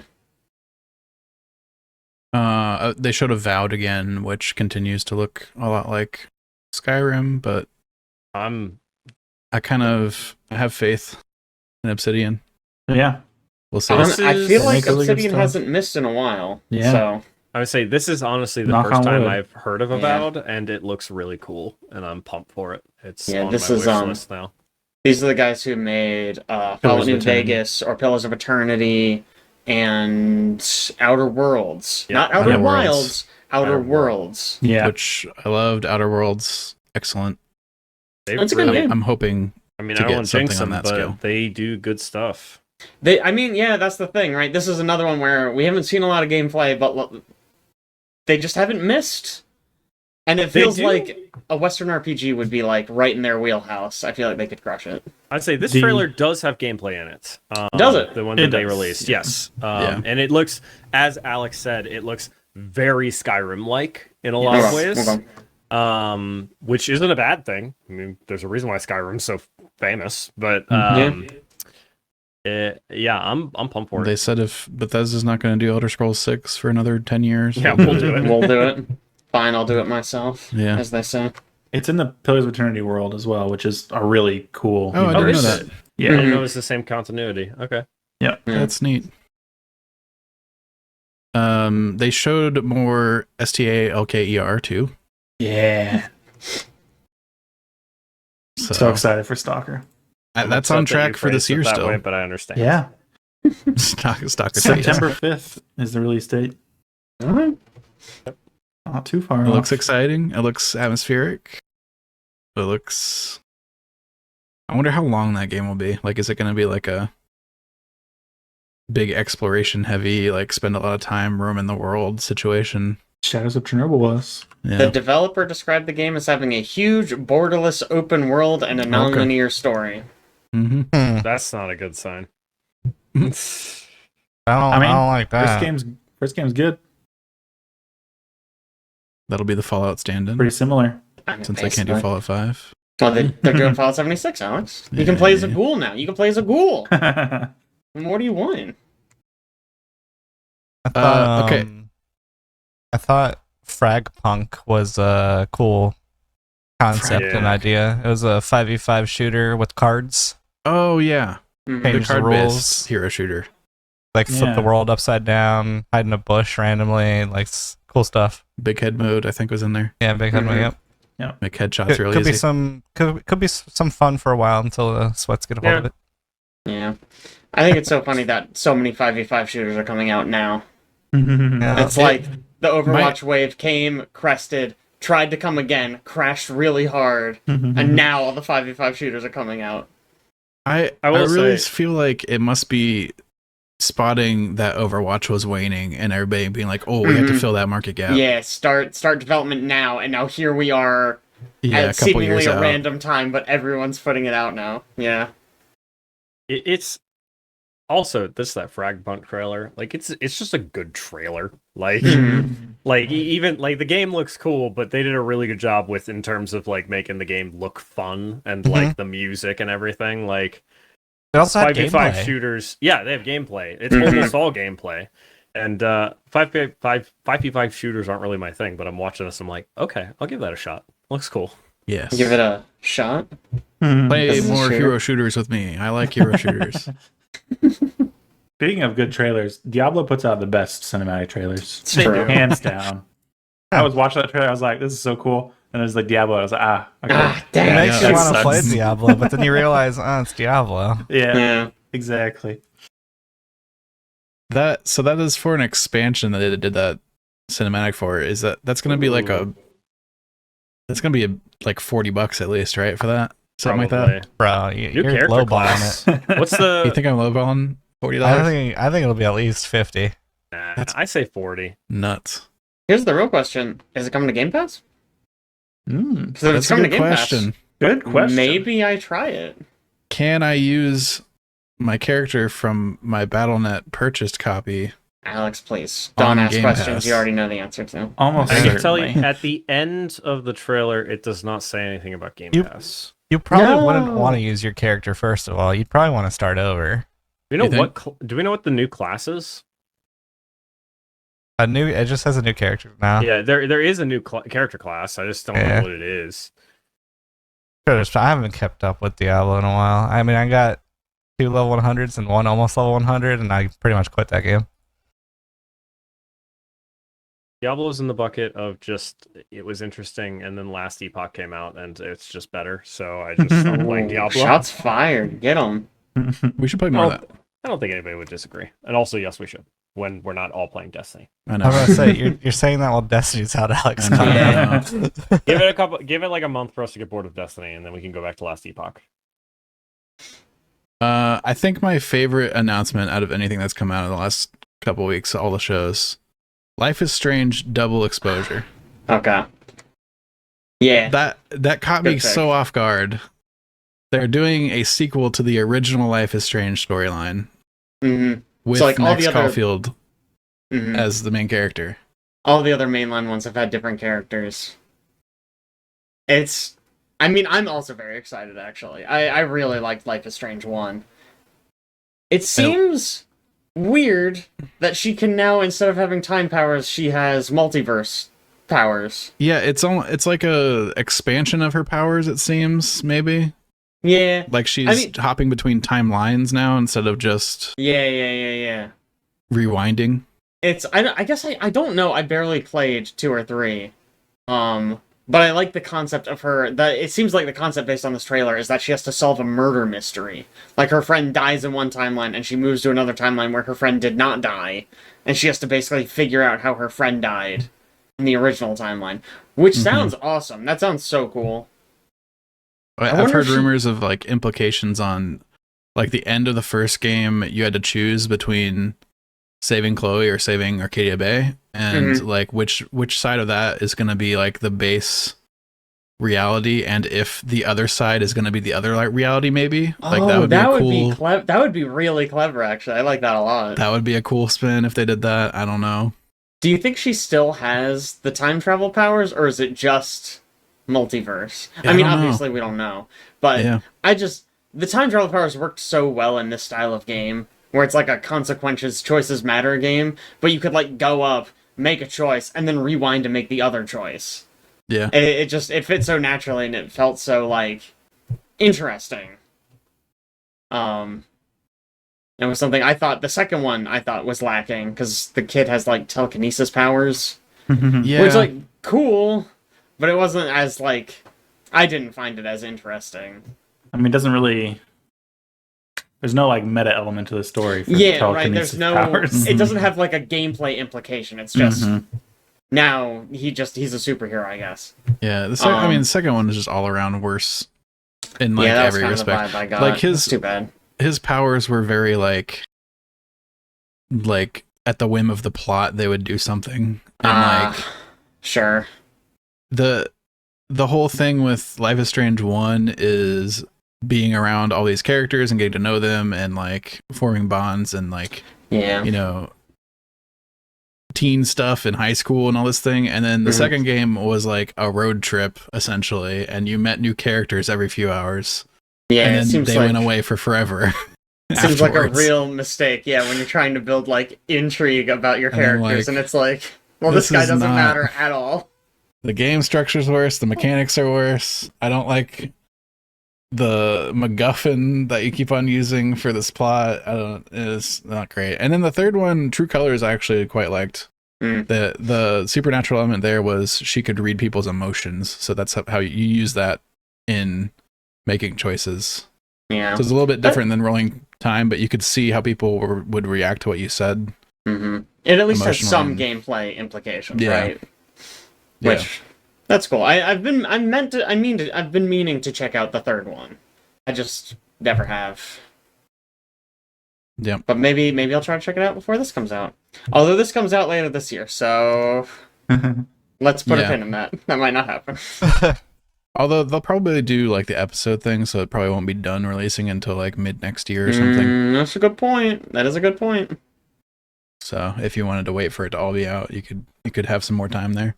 Man, but this must mean that in my ending where I pick Chloe, they break up because she's not with Chloe in this game. I'm pretty sure game. 0 out of 10. I'm not playing it. I'm pretty sure the canon ending is saving the whole town and not the one person. Why? Fuck the town. Town sucks. The one person that you like altered reality to save is not the one that you're supposed to keep around. Stupid. In place of the entire town of people that you've just come to know and love over the course of this game. Bad town. Should have been a better town. I don't know. Do we want to talk about the real star of the show? The Starfield expansion? Oh, gosh. There's a Starfield expansion. It was very funny when this trailer started. It was like, huh, that doesn't look very good. Oh, Starfield. Aha. It's all coming together. Yeah, I definitely said something along the lines of like, man, I saw this and I was like, why does this game look so mid? And I'm like, oh, it's Starfield. Got it. There it is. Dang. It really does not look that impressive. Man. I mean, I guess it was probably a foregone conclusion that they were going to release some DLC. Yeah. But like I feel like Starfield got such a mixed response. I wasn't sure if they would change their plans or not. And hey, maybe this will be really well received. Because they're also adding a bunch of like what is that? The Creator Club. So like a bunch of official mod support. Oh yeah. Although I think the modding scene for Starfield is pretty sparse as well, because I think a lot of modders were like, hey, this game sucks. Yeah. And we're not going to make mods for it. So I just looked because I was curious. So I was curious what it was rated on Steam, which it's still mostly negative on recent reviews, and all reviews is mixed. Mostly, it's just bonkers to me that they're still charging $70 for it. That is a choice. I forgot that it was $70 to begin with. Yep. I played it on Game Pass. It's a Game Pass. And even then, I feel like I paid too much. I did the same thing. I played on Game Pass. That's so much. You know, maybe if I get That's Game the Pass, base edition, not the digital premium edition. If I get Game Pass and I finish Doom Dark Ages and the new Life is Strange and the new Indiana Jones, maybe I'll check out the Fallout or the Starfield expansion. Gosh. No, you won't. I probably won't. You're right. Maybe it's a miracle expansion that fixes the game. It could. Hey, Cyberpunk did it. Yeah, now, true. Is Bethesda CDPR? I don't fucking think so. But not. They could be. And they're adding like a bunch of stuff to the base game too, like new weapons and like missions or whatever. I don't know, locations. They add a new engine yet? Nope. Creation engine. Patching a new engine, maybe, guys. Patching some fun content. I don't know. Still got to do the loading screens between locations. Can't. Oh God! Just talking about Starfield, I'm getting mad. I'm getting angry. On the subject of people who made Bethesda games instead of Bethesda, did you guys see the trailer for Atomfall? Yes. Yeah. Mhm. It looks That's like pretty UK Fallout. It looks like somebody just made a new Fallout game. Yeah. Kind of European Fallout situation. Mm-hmm. Is that Someone the theme should of make a Fallout game. Is Someone that the should theme of capitalize this on year? that. Everybody's just like, man, Bethesda sucks now. We can do them better. It's more like Bethesda Last year spent was like 8 hey, years man, making Starfield, and everybody's like, "Why did you do that? Yeah, it's terrible. We've been waiting for Skyrim 2 for 11 years." Skyrim 2, not Longer at Elder this point. Scrolls 6. Skyrim 2. Oh god. but another Atomfall looks big- cool. Another big Uh, highlight, I think, from the show was the Perfect Dark trailer, which looked really, really cool. It did look Yeah. really cool. It honestly, my biggest worry about it, it looked a little too cool. It Yeah. looked a little too slick. Mm. It's one of those where it's like, is this gameplay or are you tricking me into thinking it's gameplay? Because it looked a little too cool. I definitely went back in the trailer, and it says "Welcome to Gotham," so I'm very confused. Yeah, I very don't, very strange. I don't know Perfect Dark lore. Maybe that's a city. Yeah, maybe it's a that Dark Batman lives game. in. It's a Batman game. No, I'm just kidding. It's Perfect Dark, the Dark Knight, the Perfect Dark Knight. The Perfect Dark Knight Rises. Mm-hmm. Mystery Worth noting- solved. It's worth noting this game's been in development for a long time, and back in 2020, Xbox talked about how they formed a studio to make a quadruple A experience, Oh wow. and that was this studio for Perfect Dark. Okay. Stop So- saying that. I do want to know how many Seriously. people from Mirror's Edge worked on this, like based on the trailer. Because I'm Does- watching the parkour segment of the trailer, and Mhm. it just looks like somebody's playing Fantasy Mirror's Edge. It's not bad. It's not a bad thing. Honestly, it gives me like immersive simi vibes. Yeah. Yeah. It seems like Same. it's again, this is all based on a trailer that's maybe a little too slick to be actual gameplay, but it seemed pretty open ended and like you a lot had of options. pretty decent amount of options and it Yeah. had like really like kind of like a spy thriller vibe that Yeah, I was really Does into. look cool. Lots of I- stealth man. stuff. I have high hopes for this one. You know, I'm obviously very cautious about it because, you know, it's hard to say. You know, we don't have a date or anything for it, but it looks Yeah. fucking sweet.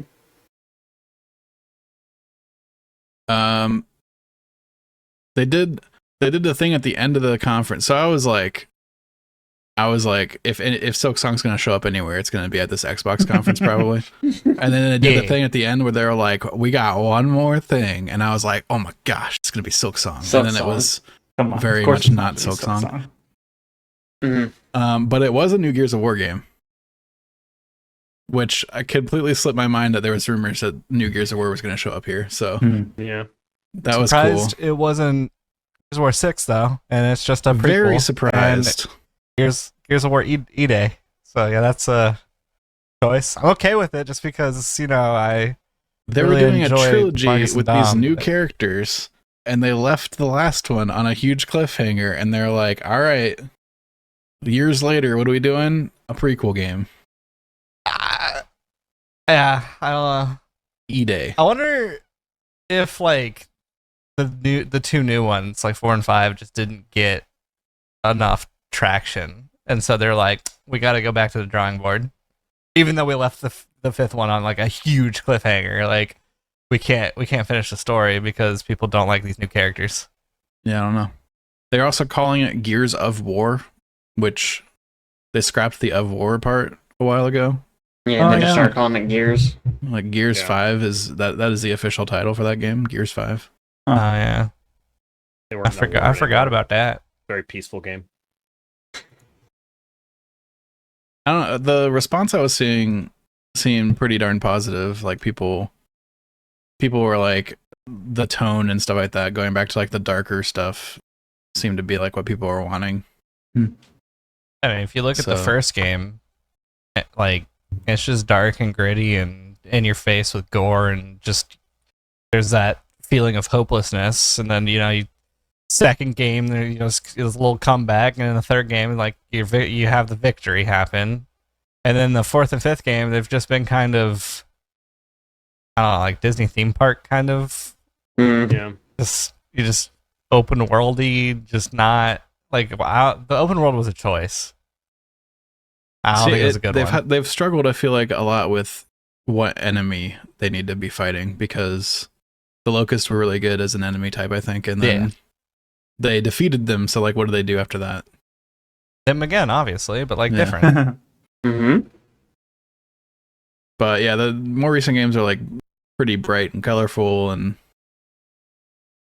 I don't know. It seems like people are wanting to return to that. It was a lot of the same types of talk that I heard around like Diablo 4 looking more grungy, like Diablo 2, instead of being like Diablo 3.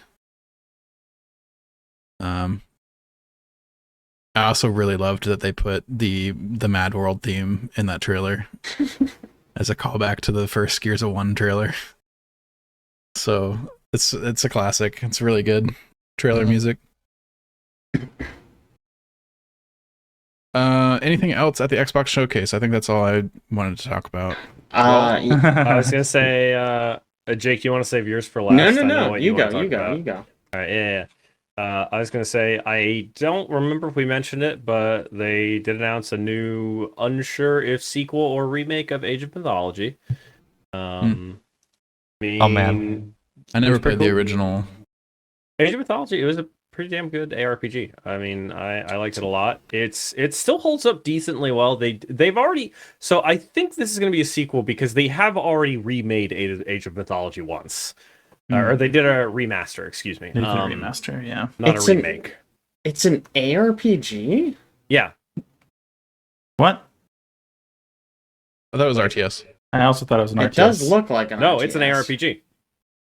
Or at least I can tell you the original Age of Mythology is an ARPG. Are you sure about that? I'm pretty sure it was a spin-off of Age of Empires. Age of Mythology from the creators of Age of Empires. I'm not saying you're wrong. Age of Empires is an RTS, and this trailer looks like an RTS. Somebody else say something while I go look at I will talk about not the most exciting thing, but a thing that was shown. Well, it's not even really exciting. Dragon Age: The Veilguard. Oh yeah, I forgot about that. Formerly known as Dragon Age Dreadwolf. They decided that name was too good. Yeah, they had to downgrade it to manage expectations. So much worse. It's considerably worse. My guess is that they had some issue copywriting Dreadwolf because The Veilguard is terrible. God damn it. Not a good so name. bad. I got Age of Mythology mixed up with Titan Quest. It's completely different game. Yeah, really. They're both. There's a lot of mythology in it. I There's get it. mythology. I'm gonna shut up now. They are making a new Titan Quest for what it's worth. I don't actually care about Age of Mythology anymore. Wow. Okay. Yeah, Titan Quest editor, cut that part out. Just all don't want it mentioned. Titan Quest 2, I think you can wishlist on Steam. That is exciting. Aaron was super into Titan Quest. I remember that. That's because it was I have really it wishlisted on Steam. Coming soon, it says, but it's been like that for a couple of years. Just now. like Silksong, huh? Yep. Equally Don't good. bring it up. But at the Xbox Game Show, they showed a new trailer for Dragon Age: The Veilguard, and it was, a full CGI trailer with no gameplay. I don't really feel like talking about it. A lot of people didn't like the trailer. A few days later, though, they released a 20-minute gameplay-only thing, and okay, all right. It looks like you don't. It looks like it's not tactical at all anymore. It looks like it's just a character action game. That sounds amazing for me. Yeah. Okay. The take that I've heard man parroted a couple times is that they've made it like a Mass Effect game, like a modern Mass Effect game, but Dragon Age. Yeah, I mean that's basically what they tried to do with Dragon Age 2. It did not work at all on Dragon Age 2, but Dragon Age 2 kind of an exception. Maybe it'll work this time. The story and the characters, I think, still look really compelling. Varric is front and center in both the trailer and the gameplay thing, and he's great. His voice actor's really good. And they brought back the Scout Harding from Dragon Age Inquisition, who everyone who's played that game loves. She's just a scout in Inquisition. She has, almost no lines, but every time she shows up, she's a joy, and she's, a full companion in this one. So that's kind of exciting. I really like the art style. I think it looks really nice. Yeah, I also think it looks really nice. And again, I think the story has a lot of potential. I will say this game has potential to be really cool. I thought the classes and stuff look really cool. Yeah. They introduced like all the different characters, and like they showed off a little bit of like what their abilities I think will look like, or what, you know. Mm-hmm. And they all looked really cool. Yeah, I really want this to be good. I like, even if, like, obviously I enjoyed the tactical gameplay, but giving up on it is like, that's fine as long as it's still good. The gameplay in the gameplay trailer, it didn't fill me with a lot of confidence. It looked a little slow, a little kind of like just you mash the attack button.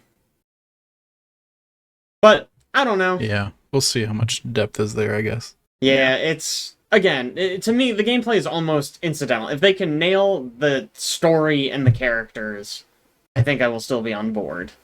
Yeah. If they could nail all three? I mean, yeah, if they could make it all good, that would be really, really cool, right? I mean, BioWare's kind of got to do well on that. What is their last couple track record? Andromeda, Andromeda, and Anthem. Yeah, the last like good game they made was popularly considered to be good game, was Dragon Age Inquisition, which it has a lot of rough edges, I will say. Playing it again, it's a shame, because I think if they got another crack at it, it could have really, really been something special. So to see them just kind of giving up on the tactical element is a little disappointing for me, but whatever.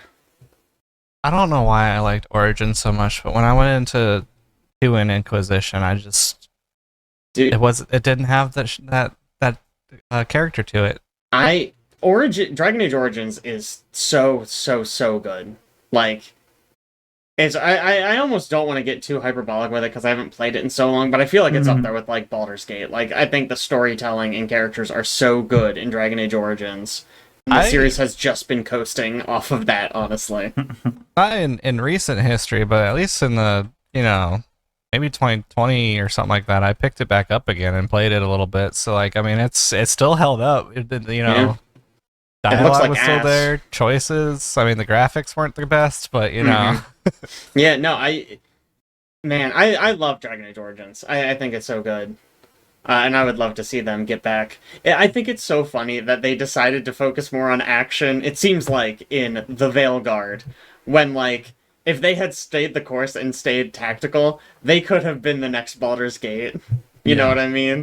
Like, I'm sure they were working so long, and it's like, oh man, nobody plays CRPGs. We can't make another CRPG. Just go more action. And then Baldur's Gate comes in and it's like, oh, everyone's obsessed with CRPGs right now. And it's like, God fucking damn it.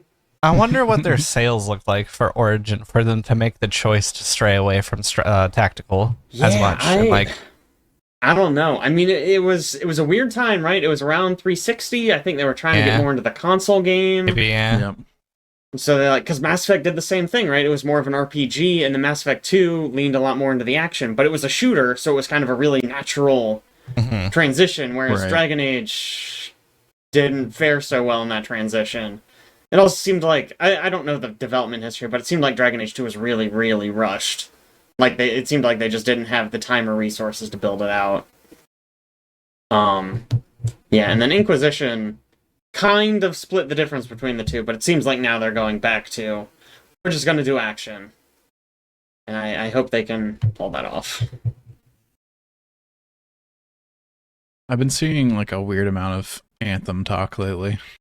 Why? Like, people signing petitions to get Anthem Next back on the table and stuff like that. I mean, if they made a good Anthem, I'd be down. But I've seen no proof that they will. Yeah, guys, just go play Redfall. Oh my gosh. Like, if you want to support a dead game, go play Redfall, whatever. I have a couple to bring up. One, because I thought it was really weird.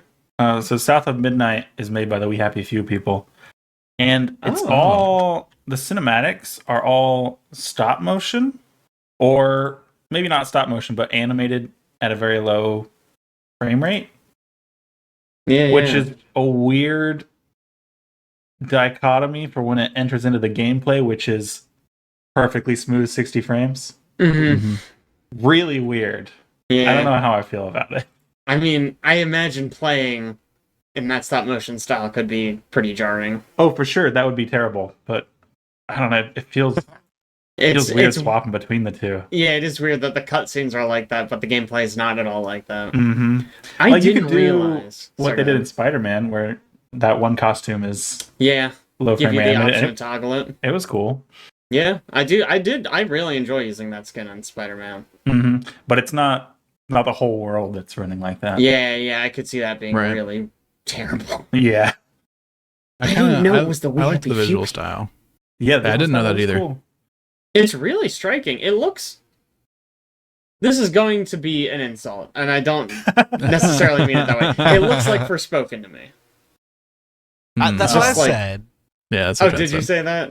And Okay. Alex said it looks too interesting to be Forspoken. I mean, I it agree does. that it It, looks looks interesting for that. interesting, but the gameplay looks like what Forspoken was I doing. just meant like the movements and stuff. Like, Yeah, it was, right. Yeah. Looks got, like, a- Forspoken-y. Parkour I can see that. The system. wispy magical stuff, like flying Mhm. around and yeah. Yeah. This other one I know I'm gonna catch flack for. This Claire Obscure Expedition 33 game I thought looked really cool. Mm-hmm. What genre is it, Caleb? That's the why I'm genre, gonna though? catch flack. Mhm. It is a JRPG. Hey man, I am New also JRPG excited guy. for this one. The world I'm just glad to looks- have a fellow weeb. the world Finally. looks super cool. Is it made by a I'm really Japanese dev? intrigued by Can it. it be a JRPG if it's made outside of Japan Mm. or Yes. outside of Japanese culture? Is it actually an FRPG because it's like France? No. Wait, is there another It's a name? genre I thing, feel it's like not a- there was a name that they were throwing around to replace with JRPG with, because there was some discussion like a I year or remember two us ago. talking about this. Yeah, we did talk about it. Or either you guys talking about it when I listened, or I don't remember. But Yeah, well, there I've was heard a Japanese developers don't like being called Yeah. no. well, that. there was a period in time, this was several years ago, where JRPG was sort of like almost like a derogatory term. Mm. Like American devs were using it to sort of like be nasty. Hmm. But Eastern to RPG. me, yeah, I guess I don't know. I'm seeing story-driven RPGs. That doesn't tell you. Yeah, right, They're that's not- all RPGs. It's are not story-driven, good, Yeah. right? basically. It's to me, it's like JRPGs are heavy emphasis on characters, turn-based combat. Yeah. Like, Yeah. It's usually like that. Like you have a party and they stand across from the other party and you mhm. give them commands. Yes. Yeah, right. Like how do you describe that? Yeah, I don't know. Because turn-based I- combat could be like Baldur's Gate, and it's like that's not a JRPG. That's not it, right? I love the term JRPG personally. I think it's fun to say, and I think it's very yeah. descriptive, right? Because a lot of people, Everybody knows obviously what for it means. that's the for thing, most right? part. People who grew up with like, oh, Final Fantasy, especially early Final Fantasies, it's like Yeah. you say JRPG and they know exactly what you are referring to. Mhm. But I like more recently, like, hey, Dark Souls is an RPG made by a Japanese studio. Obviously not a JRPG though. Yeah. That doesn't make any sense. Mhm. So like, it's not a great name. But anyways, that game looks really sick. Is what It I'm does. trying to say. The Yeah, what do you combat call looks Dark Souls? crazy stylish. Yes. Well, it's so it looks so good that when it started, I was like, "There's no way this can be gameplay." And then Yeah. they revealed it was a JRPG, and it's like, "Oh, maybe it does just look that good." Yeah. Yeah. Because you don't have to like control it in real time. Yeah. And the real time mechanics feel almost rhythmic from this Yes. trailer. It So that could be I cool. mean, I'm sure there's a better point of reference for this, but I always think it's like Paper Mario, where you can like push buttons to increase the damage of your attack or block incoming attacks. Yep. It's more like an active JRPG system, and I personally always liked that because sometimes JRPGs that don't have that can feel a little stale. Yes. Yeah. Anything else at Xbox? I think we're good. I wanted to talk about just for a second here. I was looking at this random article about things that missed all these shows, like things that people might have expected. And the one thing I thought was interesting, well, two things: Silksong, of course. Don't even say its name. Yeah. I don't even want to talk about it until it comes out. You guys I felt don't strong. understand what they're like. It was supposed to be out within the next 12 months, 2 years ago at this point. Like this is the 2-year point from when that was said. Mhm. So Like, okay, I'm not a game developer, I don't know, but it feels like if you're operating off the template of Hollow Knight, it feels like the hard work is done. You know what I mean? Yeah. Like, you're It just originally supposed to be just a DLC for Hollow Knight with a new character, and then now it's like it's been so long. been so Good thing they long. didn't kickstart the second additional character DLC. My goodness. Yeah, my god, we'd never. They're locked into development for the next 20 years. Yeah. Yeah. I wonder, Um, man, how do they make? Are they still making money? Like, I guess just residuals of Hollow Knight. I guess. I don't I really I don't know. don't. I just must hope they be- can still feed their families because they've not put anything out in so long, and they sold Hollow Knight for like 32 cents. Also, I feel the like original it- Kickstarter did not make that much money. It made way more than they had planned, but they did not What? plan for very much at all. I guess what they're an Australian studio, so like if it's in USD, it's like $1 billion in Australian money. I feel just- like if man. it was like actually if they were actually hurting for money, then they would have just would- shipped Silksong in whatever state it was. Sure, or like launched another Kickstarter or something. Like, Yeah. I'm sure they have money. I just don't know that I understand how. Maybe Feels they like all have they're day being- jobs. I mean, it feels like they're being perfectionists with Silksong at this point Yeah. because of the state that we knew it was in years ago. So, I mean, I feel like maybe you have to be following up Hollow Knight. Yeah, right. I don't Hollow know. Knight at this point is so well regarded that like if you put out something and it's not twice as good as Hollow Knight, it's turned into Although, a like- Half-Life 3 situation. It kind of, yeah. When they maybe can never release Half-Life 3. It's just not going to be genre defining. I just want to fucking play Silk Song. Yeah. was the other one? Anyway, the other one, the one that I thought was interesting is Beyond Good and Evil 2. Do you guys remember that game is supposed to be in development? Yeah. Sure. Yeah. That game, first of all, I didn't realize this. It was announced in 2008. Mm-hmm. They were like, hey, we're making Beyond Good and Evil 2. 2008. Sure. Whatever, Didn't man. Didn't it like restart development at some Yeah, point? so I think several times. E3 Multiple 2018, we got like a whole huge cinematic and like Yeah. Mhm. this world overview and like all the like characters were shown and all this kind of stuff. They talked about it forever on stage. And we've just had nothing since 2018 when they showed all that. Crazy. Yeah, Also, they Sorry, go ahead. accidentally announced a first game remaster in 2023. Like did they? they put something up that they weren't supposed to, and they're like, "Ah, shoot, everybody knows about it now." And they're like, "All right, fine, we're doing a remaster for 20th anniversary. It'd probably be out early 2024." And we've heard nothing since then. Where is about that? What? I would love a remake of Beyond Good and Evil. Yeah, we've heard nothing about that since. Also, they announced a Beyond Good and Evil Netflix movie in 2020, and we've heard nothing about that since then either. I don't. Beyond Good and Evil wasn't that big a hit, guys. I don't Like, think it you was. can't just like string people along like this. You have to put something out. I don't even know. Do I know that? I don't think I know Beyond Good and Probably Evil. not. It was like a cult classic. I Yeah. thought. Maybe I'm wrong on that. I've heard I of thought it it, was but I as well. cannot remember for the life of me what It's- it was.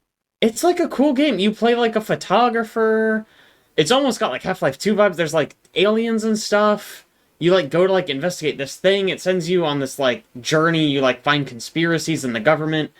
It's a cool game. Whatever. It honestly didn't even need a sequel. Yeah, I don't whatever. that's just What- funny. What really hurts is a remake would be nice because I tried to play the Steam version and it basically just is unplayable. It's like not a Oh, very yeah. good port. Yeah. I was really disappointed. I think That's like sad. the frame rate was all janked up, so like characters would move too fast. I probably had to like lock it to 30 or something. Mm-hmm. I don't. It just like it was unplayable. I tried to play it for like 10 minutes and I was like, this is not worth it. I'll find a different way to play it, and then I never did. It is funny now that I have a nicer monitor, the amount of older games that I try to play and realize that my really high frame rate just fucks with them. Mm-hmm. Even Yeah. some newer ones. Like, what was it? It was just the other day we were playing Destiny, and I realized, and I set my, Oh yeah. I uncapped my frame rate because I was like, why would I cap it to 60 when I have a good monitor?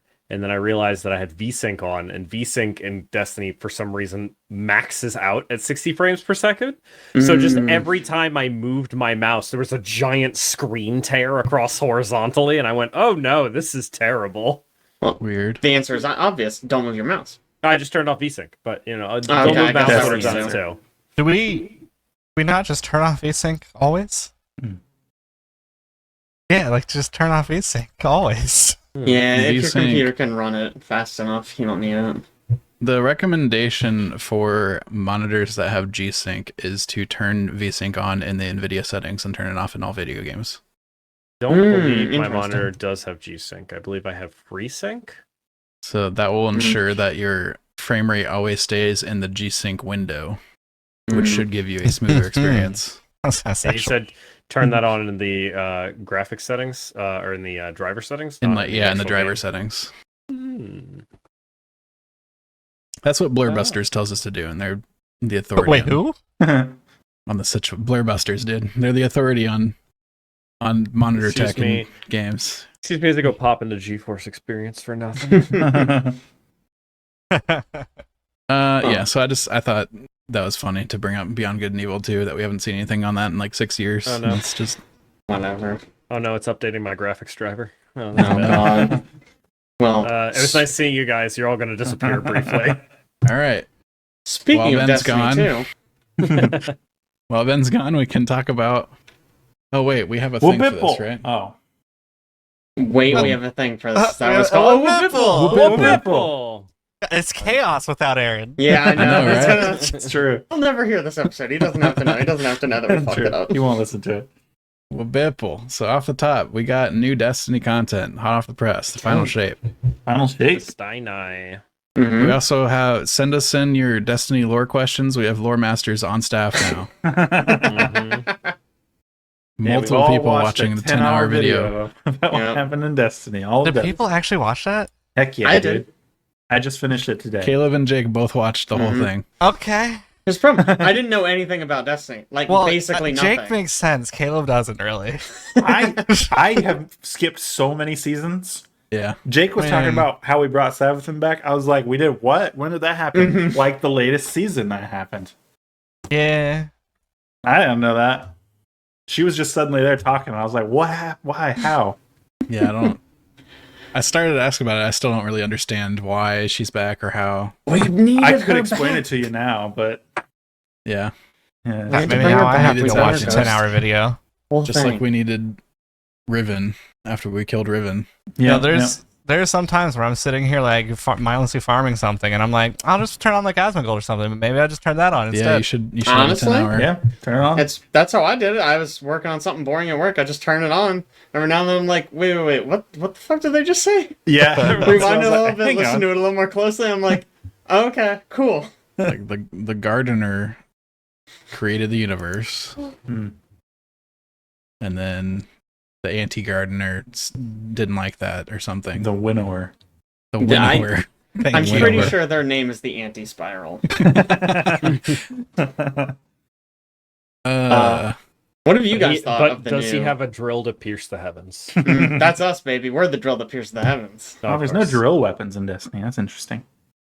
That is weird, isn't it? Need a drill now. Missed opportunity. Yeah, What have you true. guys thought of the new content? I feel like I have a very weird perception of it. I've been very happy with this expansion, especially in light of the last expansion. Yes. I think not only is the story, man, leaps and bounds better than Lightfall. Holy Mhm. crap. But they have a lot of things they added that Lightfall didn't have. So, like, they still had the Legendary campaign. They have that again. It's good. They have additional missions you can do after the Legendary campaign that add mechanics to some of those missions, which I thought was really cool. They have the new location, the Pale Heart, which has a lot of cool stuff going on in it. Just a lot of like patrol related things that I thought were pretty interesting. Having all the activities that go on in a patrol zone actually be like engaging is Yes. new, I think. Yeah. Yo, That's grim. Yeah. I have like a love-hate relationship with how they put like raid mechanics in the campaign. Like I kind of love it, but at the same time, I feel like there's that Sherpa feeling in me that's like, man, now I don't really have to teach newer people how to do some raid mechanics because it's just kind of handed to them in the campaign. And like usually that's like one of the most magical moments of a raid is like once we either figure out a raid mechanic or teach somebody a raid mechanic, and there's the person's like, oh, I'm starting to get this, and like Wow, Ben really did disappear. Yeah, get him out of here. But yeah, it's so like I think it's very engaging for like veterans, but like I don't know. I like teaching people the raid mechanic stuff. But I mean, think about the percentage of people that get to interact with raids Mhm. according to their Yeah. stats. Like exposing some of that to the general masses seems like a good idea, I think. Yes. It Yeah, was a right. good idea. I do feel like it did take away from when somebody enters a first raid. Your It's like the new one or enjoyment something. of teaching people raids. I mean, Mhm. I obviously I don't know, but it sounds like the new raid is something crazy, right? Like It the, does. It's pretty dang hard. the first clear was what 18 hours or something. It's almost 19 somewhere in Yeah, there. like I imagine there's got to be some crazy ass mechanics in there. Mhm. I mean, I figure that also has something to do with comp mode is always hard, and also For sure. well was nerfed, so you couldn't probably stand in well like you used I mean, to. yeah. so the longest clear before this was Last Wish, and it was like just over 18 hours. And Mhm. when we did it, it took us like 6 hours to clear. So That's it for Last Wish, huh? Last Wish is tough. from what I remember, I think that was about how long it took us to get through. So Hmm. I expect it'll be similar. Like it'll be much lower than the contest mode clear time for us to figure it out. Yeah. But I am excited to see what they cooked up, especially after Yes. people complained that the last raid was not good enough. Mm. So they probably went all out on this one. Be like, F you guys, we'll show you I mean, this is a good raid.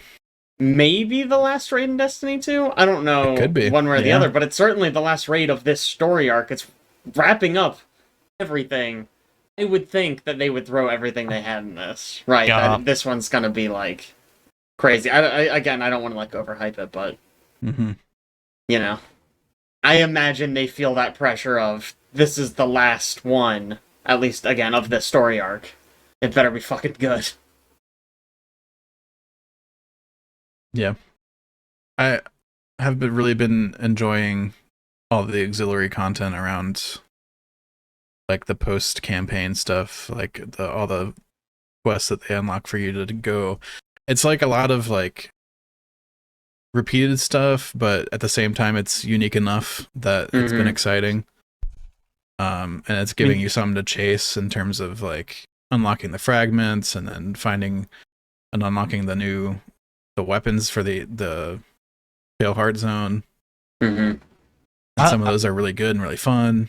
I also feel like they have like I don't know a good amount of content at the end game, because like if you think about it, and maybe I'm forgetting or something that was in Lightfall, but you had like terminal overloads, Mhm. Mm-hmm. and it's like, do you really want to do those? Not really. They were pretty exhausting. Yeah. And then people wouldn't want to do them so much that they would use the Sparrow glitch, where you just go to a different zone, come back to open the chests. Mm-hmm. Like, oh man.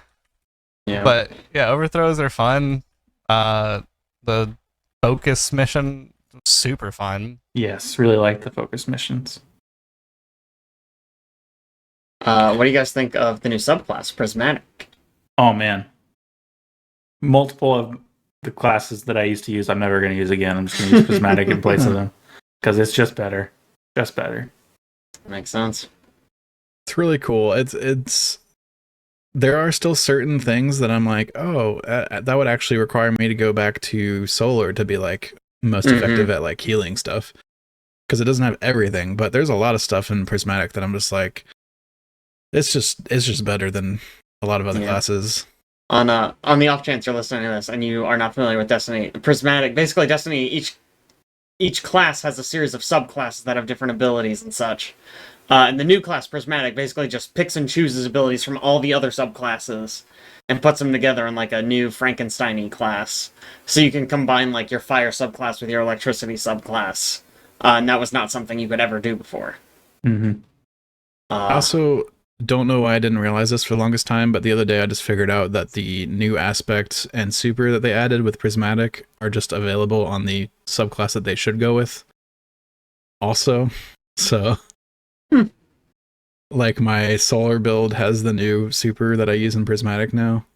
Oh. Really? Yeah. It would be crazy for them to not have it. Destiny You To say just that. be prismatic. That would be crazy. You say that, but then they've introduced new class exotics that you're not allowed to use on any subclass except for Prismatic. Oh, Really? you can't use those on. You cannot use them if I you're didn't not know using that. Prismatic, which is super weird. But That is a weird Huh. choice. Apparently, I lied to Kevin because I was Ah. talking to him 2 days ago, and I specifically told him, "Hey, don't worry, there are no guns in the game that are class specific." yep. Well, there's still no guns in the game that are class specific, so you're good there. Oh, are they only armor? Also, exotics? It's Yeah, it's just armor. it's the class item, the depending on what class you are, the armband for Great. the Well, warlock. then I or- didn't lie Isn't to there? him. Isn't there a sword that's class specific or a glaive? Oh, there are glaives that are class specific. I Glaives. lied. Wow. Who cares about glaives Get though? his ass. There's You're is right. like I mean, you're right. Still not a gun, which is what I There's- said. They yeah. shoot. Well, they do Glaives shoot. Mm, Stop it, guys. Stop it. let him have They this, let him they have this. propel But it's not blades. a Does that count? gun. Gosh. It's a gun glaive, if we're being honest. Yeah, it's like 3 glaives. There's one for each class. I think that's the only set of weapons in the game that are locked to a class. Yeah. The exotics being locked prismatic, I don't think that's as weird because there's already a bunch of the exotic armors already locked to specific subclasses. Yeah, that's true. So I it mean, kind it's of makes not sense that they locked. have It's just prismatic would be It's not ineffective. locked. It's just, oh, my armor that gives me useless. bonus thunder crash damage is going to be bad if I'm not running arc. Yeah. You know, Yeah, like it's I mean, not. I can true, equip it yeah. on any subclass, but why the fuck would I? Yeah.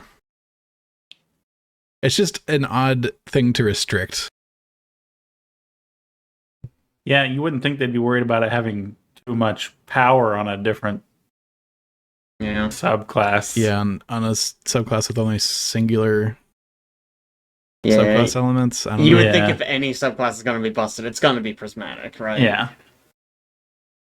The other thing about those class items is there's like a set of perks that they can roll that pull exotic perks from classes that are not yours. So that's the Oh. first time that you can roll like a big one is Star Eater Scales is a hunter thing that increases super damage, and now any of the classes can roll that on the class item. Interesting. Mm-hmm. So that And it seems rolls really with- cool. 2 exotic perks. Yep, that's the other big thing. So it's basically like wearing 2 exotic pieces of armor. That's cool. Some of the there's people are going to find some crazy combos, I think, Oh, yeah. Sure. that do some nutty Yeah. stuff. And there's already a nutty combo in the game that they give you for free from an exotic mission. So, you know. Gosh. Yeah. So we are. I- If you're listening to this before the 14th, we're going to be doing the raid live on Yeah. stream. Final Yes. shape. We're a little tardy to this particular party, but we had Final to shape, get blind, everyone together. Yeah. Salvation's Edge. Mm-hmm. Now, I don't want to spoil it, but I have heard that Kramer is the final boss. Mm. It turns out the final shape is Kramer, so that's going to be exciting for all of us. Oh, that suggests that the final shape does come to pass. Yeah, the witness wins, Oh, okay. but when he got it. wins, he turns into Kramer, story. and it makes him vulnerable to bullets. It's actually pretty tragic. The end of the story is the witness. The trick is you can only shoot him directly after he's come through a door. Mhm. Destiny While 3 he's is a facing the separate other universe. Gosh. Yeah, any other Destiny One last stuff? thing that I have about Destiny is I just recently discovered, after all of these years of playing, that when you turn off aim smoothing in the settings, it doesn't actually turn it off. You have to go into the file. What? Wait, Yeah. say that Yeah. again? Aim smoothing is still on, even if you turn it off in the settings. You have to go into the was like XML file or something like that. Yeah. Why? Amazing. Okay. I've This been is- playing with smoothing on for so long that Chad told me this and I went and turned it off and I was like, this feels weird now. Man, I will say before we move on from Destiny, now is a pretty good time to get into it if you are interested in doing so. Despite They being have, the end of the era. yeah. I mean, even if you don't pick up the final shape, they have the legacy bundle, I believe, Yeah, Go it's on sale until the 17th, I think. Yep, you're right. On sale till the 17th, which has basically everything, excluding some dungeons, everything up to right before the final shape. Which As long as you make sure you buy the 2024 Legacy combo, Oh, not Benjamin. the 2023 Legacy combo. They probably which just don't sell sounds that one like anymore, it's right? the same thing. I They would don't assume sell the they don't sell it 2023 anymore, but they did sell it the day before the new expansion came out. Man, Obviously. Which is no. what I bought, and it doesn't have the Witch Queen in it for some reason. it doesn't. It was cheaper though. Also, It didn't right? have the Witch Queen at all in it. It was like $10, yeah. Huh? But no, 'Cause I don't, because we were trying to figure out. Didn't So I was have- like, why It am had I Witch looking Queen. at It stuff didn't have that says Lightfall, right? no? It didn't have Lightfall or Witch Queen. I'm so surprised by that because that 'Cause I is was what very my confused friend 'cause bought, I- and he had Witch Queen. Because we were playing a couple days ago, and I was like, why is it not letting me look at the stuff? It says I need the Witch Queen expansion. I bought the Legacy pack, and then I went and looked, and I have a different Legacy pack that does not include Witch Queen. Man, Very I've looked annoying. at so many packs Name because I was it trying to get a friend to differently. buy it, and I don't see any of the issues that people have been talking about within the friend group, like the cipher keys and all that stuff like that. It just seems like everything's in the pack, so I don't. Man, In they I don't know what the you really. buy. 2024 pack, yes, you are correct. Everything's in it. It's great. Do it. Buy it. It's excellent. I really wish they would do like Final Fantasy and like Elder Scrolls Online, and I think even WoW does this. They all do this thing where when they put out a new expansion, if you buy the new expansion, that is the current version of the game and it has all the stuff. So if you miss a couple of expansions and like you have like the Morrowind version of ESO and then you go buy Greywood after it releases and you skipped a couple expansions, you get the expansions you missed plus Greywood. Like you get everything up to current expansion when you buy the new expansion. So for people that keep up with it, they still get money every time they release the expansions. That's good. But for people that don't keep up with it, it's really easy to get back in because you buy one expansion, you're back in with all the stuff. That's pretty good. Yeah. I mean, You know, this right here says Legacy Collection 2023, Witch Queen, Beyond Light, Shadowkeep. Doesn't have Lightfall. I knew it I didn't could have have sworn that Lightfall. was. I was pretty sure it didn't have Witch Queen. Was it a different one that it doesn't have then? I'm trying to remember. It was missing something. The It has only Forsaken reason, pack. It doesn't have the Forsaken pack. Oh, maybe that's what it was. Yeah. It and the must only be- reason I know that you're is right. because I just had a friend buy the 2023 version and Lightfall, and then he bought the Witch Queen key today to like actually be able to do the dungeons, stuff like that. I think Caleb's right. It was Forsaken pack. I was getting them mixed up. The dungeon Yeah, which key the crap Forsaken is so pack's on sale stupid. too. So if you did accidentally buy the 2023 version and need a Forsaken might- key, Yeah, the dungeon key stuff is unfortunately still stupid. But that being said, if you're worried you can't really get into dungeons and raids early on in the game, we have a friend, Kevin, who just started playing. He So you can has play with played him. like he played like the first 2 missions, and then we immediately went and did a full dungeon. No problems. I will. So you can quickly get into that kind of. Which I one will did you say do? the dungeons are Shattered usually Ground, the really easiest well one. done. mhm. Yeah. So like the $20 it takes for 2 dungeons, like I don't think that's a bad price. It's not bad. No, $10 a dungeon. Also, if you're the type of person that likes to chase gear, there's relevant gear in every dungeon to Mhm. want to redo them. So That is what true. is the deal with the dungeon keys? I haven't tried doing a dungeon yet Felix. since I picked it back up. So Can the we Legacy explain this pack now, or- gives you access to some dungeons. Some of the later dungeons, you have to buy a dungeon key to access them from within the game. Yeah, it's like not 20 sold bucks on for 2 Steam or not dungeons. sold on Are like you have to they buy it in game. Permanent access or one-time use keys? Mhm. Permanent access Permanent once you buy access. them. All right, at least God, there's that would be criminal Man, to do one That time would be. use. It's Yeah, like it's it'd like, be like $20 $1 a piece for for 2 that. dungeons, and they're like a couple hours each probably the first time you do them. mhm. Yeah. Alright, as someone who has not been into Destiny previously and is really just now kind of sinking my teeth into it in a real way, it does feel like this is the best time to do it.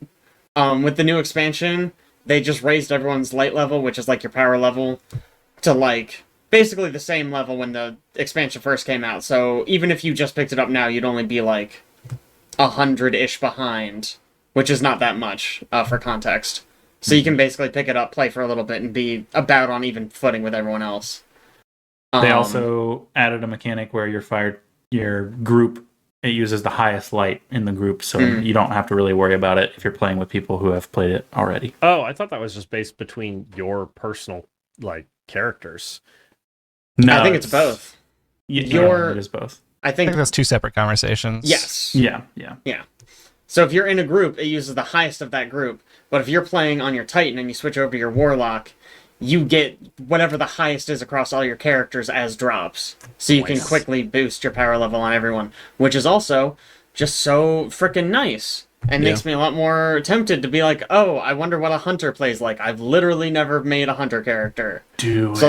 I could just make one and play it a little bit and get high level gear.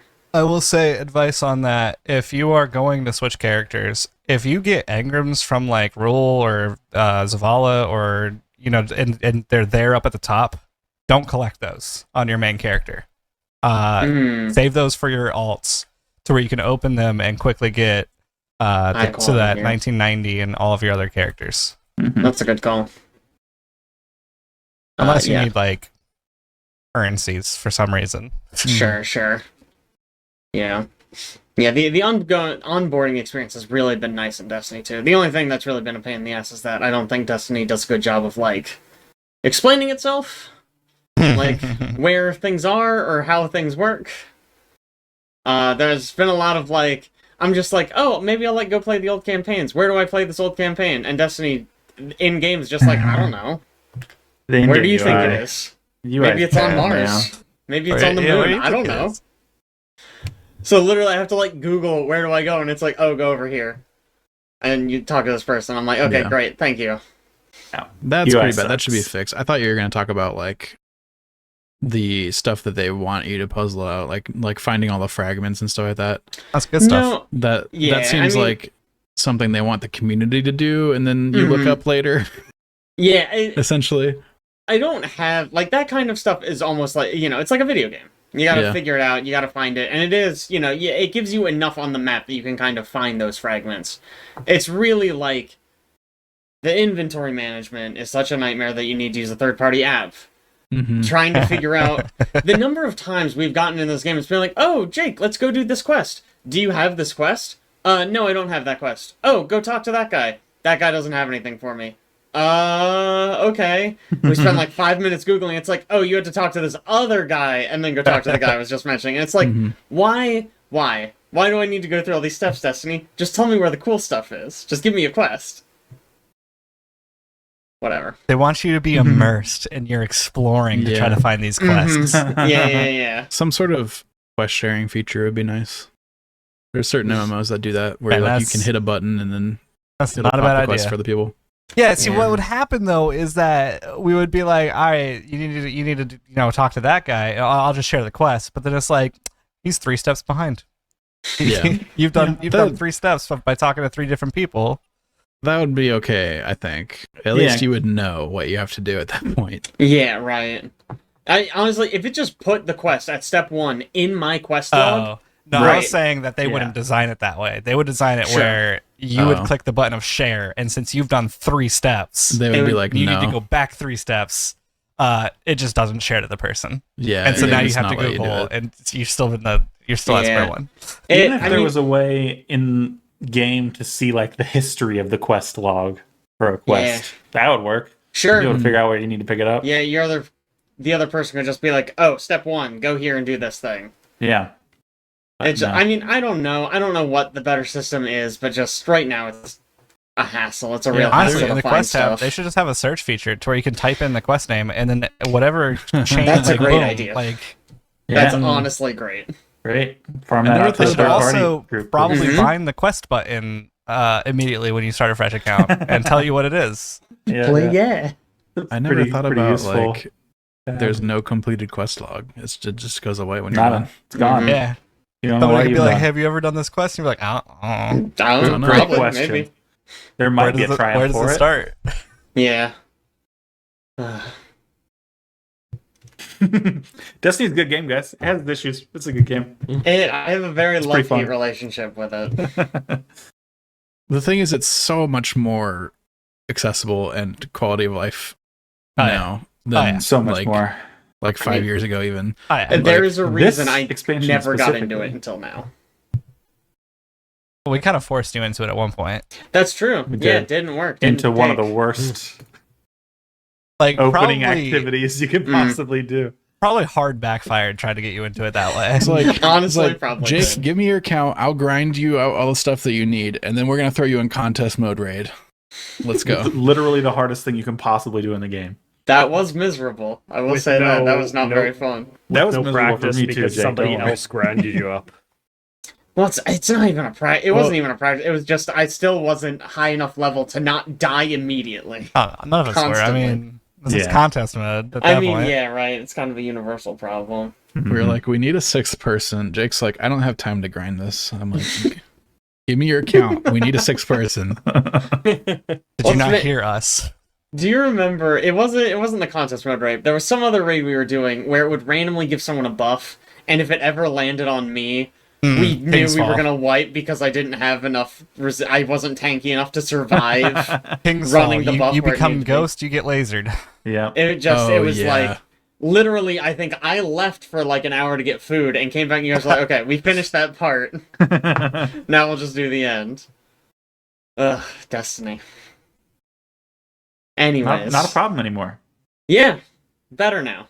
Good job. They figured it out. It only took them like 10 Now if years. they can just bring back all that content they got rid of, that would be nice too. Yeah. You ever look at the timeline and just see the content that's missing? Mm-hmm. Curse of Osiris, Red War, like all this stuff. I wonder if they'll bring it all back after this sequence of seasons. I do. Because I all wonder. of the story will be like the darkness Unvault everything. won't have taken it anymore. Hopefully, Well, I wonder what's next. Do they start the new chapter here, or is it just like, just put out some stuff, and then we'll launch Destiny 3 or whatever Yeah, in I think they're doing a a new year or game. two? you think Yeah, they'll I go would Destiny 3? imagine. They have had a project with a code name for a while that has been leaked a few times that people think is Destiny. And it's not 3. Marathon? Yeah, so I'd say. Yeah, it's Mhm. not Marathon. So I mean, we'll see. It's if they are going to do a Destiny 3 anytime soon. Kind of now is the time, right? yeah, I don't know how soon it'll be. If it's like, I mean, yeah, we're probably still talking years, not Mhm. months, but but maybe we get an announcement after these seasons over or something. yeah. I guess they suddenly call them episodes on what might be the final expansion. Mm-hmm. Yeah, I think that was to indicate that they're going to be like scaled back from the amount of stuff they usually do. Mm-hmm. That's what they talked about. It's going to be a little bit less, a little bit more maintenance mode, maybe. Makes sense. Like what they did with Overwatch. And that went really well. Chad, you don't have any WHYBPLs here. I guess you're just playing Destiny recently, huh? Destiny and Fortnite, and I don't think you guys want to hear about either of those again. Also, we already talked about Fortnite, so We did, in fact. We talked about both of those, in Mhm. fact. I wanted to briefly mention, as the resident hero shooter guy, I've been playing a bit of Star Wars Hunters, which is a that the- mobile game. It is the mobile game. Okay, I was It's a about to ask. mobile hero shooter where How is what is that? wrong then? with you? you can use a virtual joystick and like a finger as a mouse to What's wrong with you? scroll around and shoot Alex, people. I don't know. It's pretty Alex. fun. Are you playing against real people or computers? So for sure, 100% was playing against bots when I first started this game. I don't know why every mobile game wants to try to trick you into thinking you're a god at the game. So you for- buy stuff. That is For, still I mean, probably.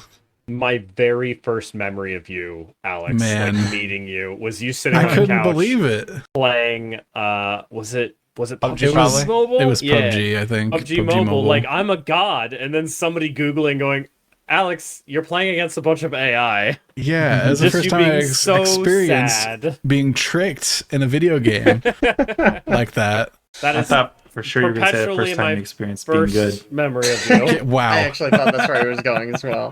Caleb, No, don't be so- ridiculous. He hasn't gotten to experience that yet. They do the same thing in this game where 100% you're definitely playing against bots because it is so easy when you first start. Mm.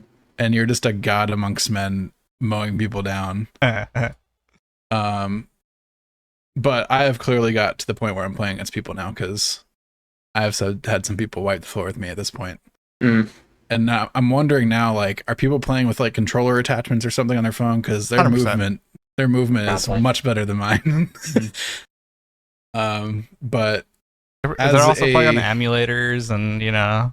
Sure. on PC with keyboard and Yeah. mouse and an emulator. I Oh my bet. gosh. Mm. Probably so.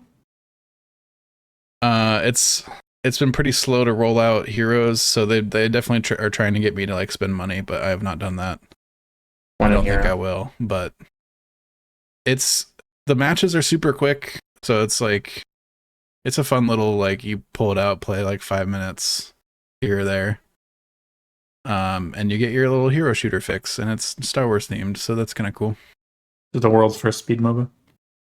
Yes. Man, I was really hoping Aaron would throw that in there as an option when I had the MOBA genre for I don't remember the Immaculate name of Grid. that game. Solstice Arena. I Yeah, went and that's looked it right. up before Solstice we did the Arena. game, just in case he pulled out. The clue was the world's first speed First MOBA. speed I was MOBA. ready for it. Man, I was hoping I was going to do that. I forgot to mention that actually after we finished. Yeah. Ben, what you been up to? Mostly just Destiny. I did want to mention I've been playing a bit more Stardew Valley, and it's Oh, kind of New update. we'll do a little bit of a new update. I've been very impressed. I think I might have talked about this last podcast too, but I've been happy with it so far. I'm still kind of early, but even early game, like there's new items You and crops 7 of your and closest friends have stuff. been playing. I have not. I am not playing an 8-person game, but I've been happy with it so far. And I just wanted to add, it's not technically WHYBPL because I wasn't playing it, but Liz and I recently went to they're doing a tour, a concert band is doing a tour where they're performing the soundtrack of Stardew Valley like live on a full concert band. Oh. That's And cool. We saw it in Philadelphia, and it was actually super, super good, very cool, and we had a great time. That's There's awesome. There's a very entertaining bit where I don't know how many of you have actually played it, but when you go into the saloon in town, it plays like some like old timey like saloon music on like a piano. And the conductor actually pauses to announce what's going on because apparently he announces that the saloon music in the video game is actually physically impossible for a single person to play on a piano because the whole the soundtrack was designed on a computer. And then the conductor went over and he two-personed the piano with the pianist, so 2 people were playing it at the same time. And it was really cool. Amazing. Oh man, they were in Kansas City June 7th. Aw. Oops. Wow. It is, I mean, it was really fun. They actually, so they had 2 nights booked in Philly, and then they sold out so fast, they announced they were going to do another 2 nights. And I knew what time the tickets were going to be on sale, and I bought them I bought my tickets about 5 minutes after they went on sale, and they were sold out like 10 minutes after that. Wow. Yeah, So- it actually looks like everything's sold out. Even Yeah, they're very popular, That's cool. but it was really fun.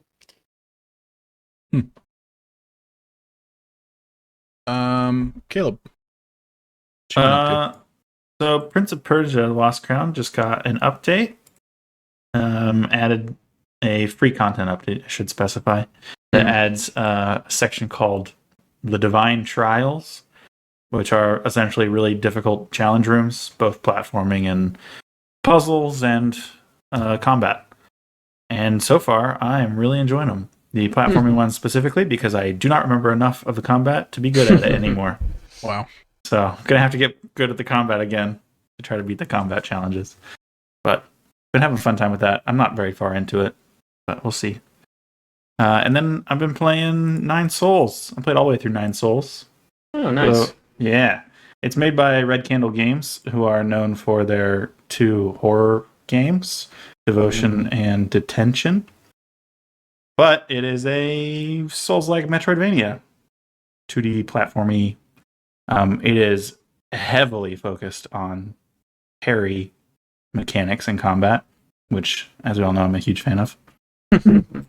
And the kind of the core combat loop just involves a whole lot of parrying and then getting off this big move where you kind of blow them up based on how many times you've parried them. And it's just a really fun little loop. And it's also just a phenomenal Metroidvania. Great. Yeah, I'm excited. I was very, very impressed. How long was it to beat?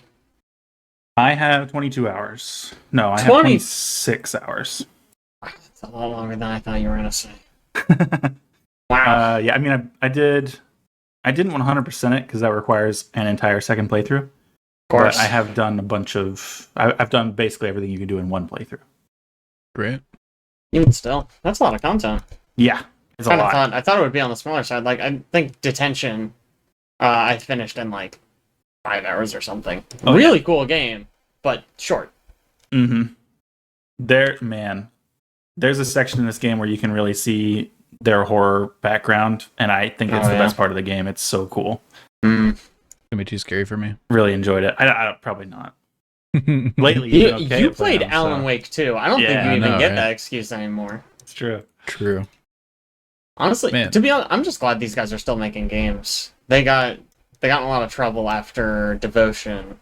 Yeah, Devotion. So Devotion had some very lightly veiled criticisms of Chinese government figures. Oh. So it got delisted, and it seemed like maybe, they just weren't going to be in existence anymore. Yep. I'm glad to see that they're still around doing their thing. And I mean, doing probably phenomenal at it. no criticisms of the Chinese government in this one, but Not that you I'm know. aware of, but I don't follow Chinese government figures well enough to know. So it could be. Yeah. But I didn't mention the art style. Phenomenal. Looks really cool. And the story's really good. The characters specifically. And it's just really good. It's gonna be on my game of the year list for sure. Nice. Highly recommend it. It's kind of feeling like the year of the Metroidvania. There's a lot of really good ones. It is. Yeah. it's, I think more specific, it's the year of the Prince of Persia. Prince of Persia. 2 Prince of excellent. Persia games coming out. Two Prince of Persia games. That's crazy. This- Although Nine Prince of Souls is- Persia. No, that was this year, wasn't it? Oh shit. Okay. Yep. Yeah, this year. All intents and purposes, Nine Souls is excellent. I also just played in Next Fest, Bo Path of the Teal Lotus. Mm. Awesome time with that one. That's Silk Song. That I mean, Bo Path of coming the Teal out. Lotus feels so much like Hollow Knight, but also like with a lot more emphasis on platforming, I think, all throughout. It's so much fun. So I'm and excited to try it. It feels very well polished, yeah. I haven't delved at all into Steam Next Fest demos. Yeah, just that's the haven't only had one time I've yet. touched. Yeah. But there's some stuff in there I want to look at. Who we got left? We just got Jake. Just Jake. Thanks for that. Just Jake. Lead in, Just Alex. Jake. We could probably just skip them. I mean, Yeah, it's fine. No, I want to know Um, about this game.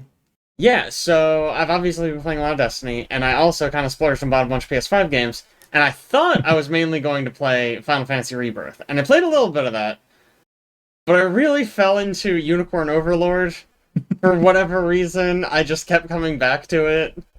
It's really fun. It's kind of interesting. It's almost like, I think the way I would describe this game is it is like a JRPG, but where you skip the turn-based combat. So you're like in charge of an army, and you have all these characters, and you can organize them into units, and then you basically set up their combat strategy. So you'll be like, hey, I want you to use this attack on the highest HP enemy, and I want you to use, like you have an archer, and archers are really good against flying enemies. So you're like, okay, use your shot move, prioritize any flying enemies, and make sure you attack the lowest HP target to make sure you finish them off. And so you basically like set up all of your characters in this unit with their like logic, and then they just go into battle and they just follow their instructions. It's kind of really cool, I think, because a lot of times JRPGs, to me, the satisfying part is setting up those kind of synergies, where you'll be like, oh, this character can buff that character, and then that character can do a huge attack, and then I have a healer for backup. And actually selecting things from a menu is almost like a formality. You know what I mean? It's like, I'm just going to do the same attacks over and over and over again because I have this optimized. I figured this out like 100 fights ago. And so this is almost just like cutting out the middleman, where you just set that stuff up, you go into a fight, and you just go, okay, fight. Like you know what to do. I set you up perfectly. Just go I fight. have automated the boring stuff. Exactly. It has a really nice art style. It's absolutely gorgeous. Art style reminds me of Octopath. I feel like. Yes. Yeah, it's like a really high HD. It's not pixelated, I guess. It's almost like hand drawn, but it's really pretty. I really like it. It looks a lot, unsurprisingly, like their last game, Aegis Rim 13 Sentinels, which was, I think, a PS4 exclusive. Maybe they ported that to Switch eventually. Anyways, it's a really pretty looking game. And there are just a ton of characters you can unlock to put into your units. So it's been really fun messing around with that. It also has like a Fire Emblem-esque system where when characters battle together, they gain like rapport with each other and you can unlock special scenes for them. I haven't done a whole lot of that so far. I've only unlocked one character or one scene like that, and the scene was just they were talking about a book. It's really riveting stuff. But they also, I think they get like combat bonuses for that. I don't know. There's a lot of mechanics. But so far it's done a really good job of kind of rolling it out very slowly and digestibly.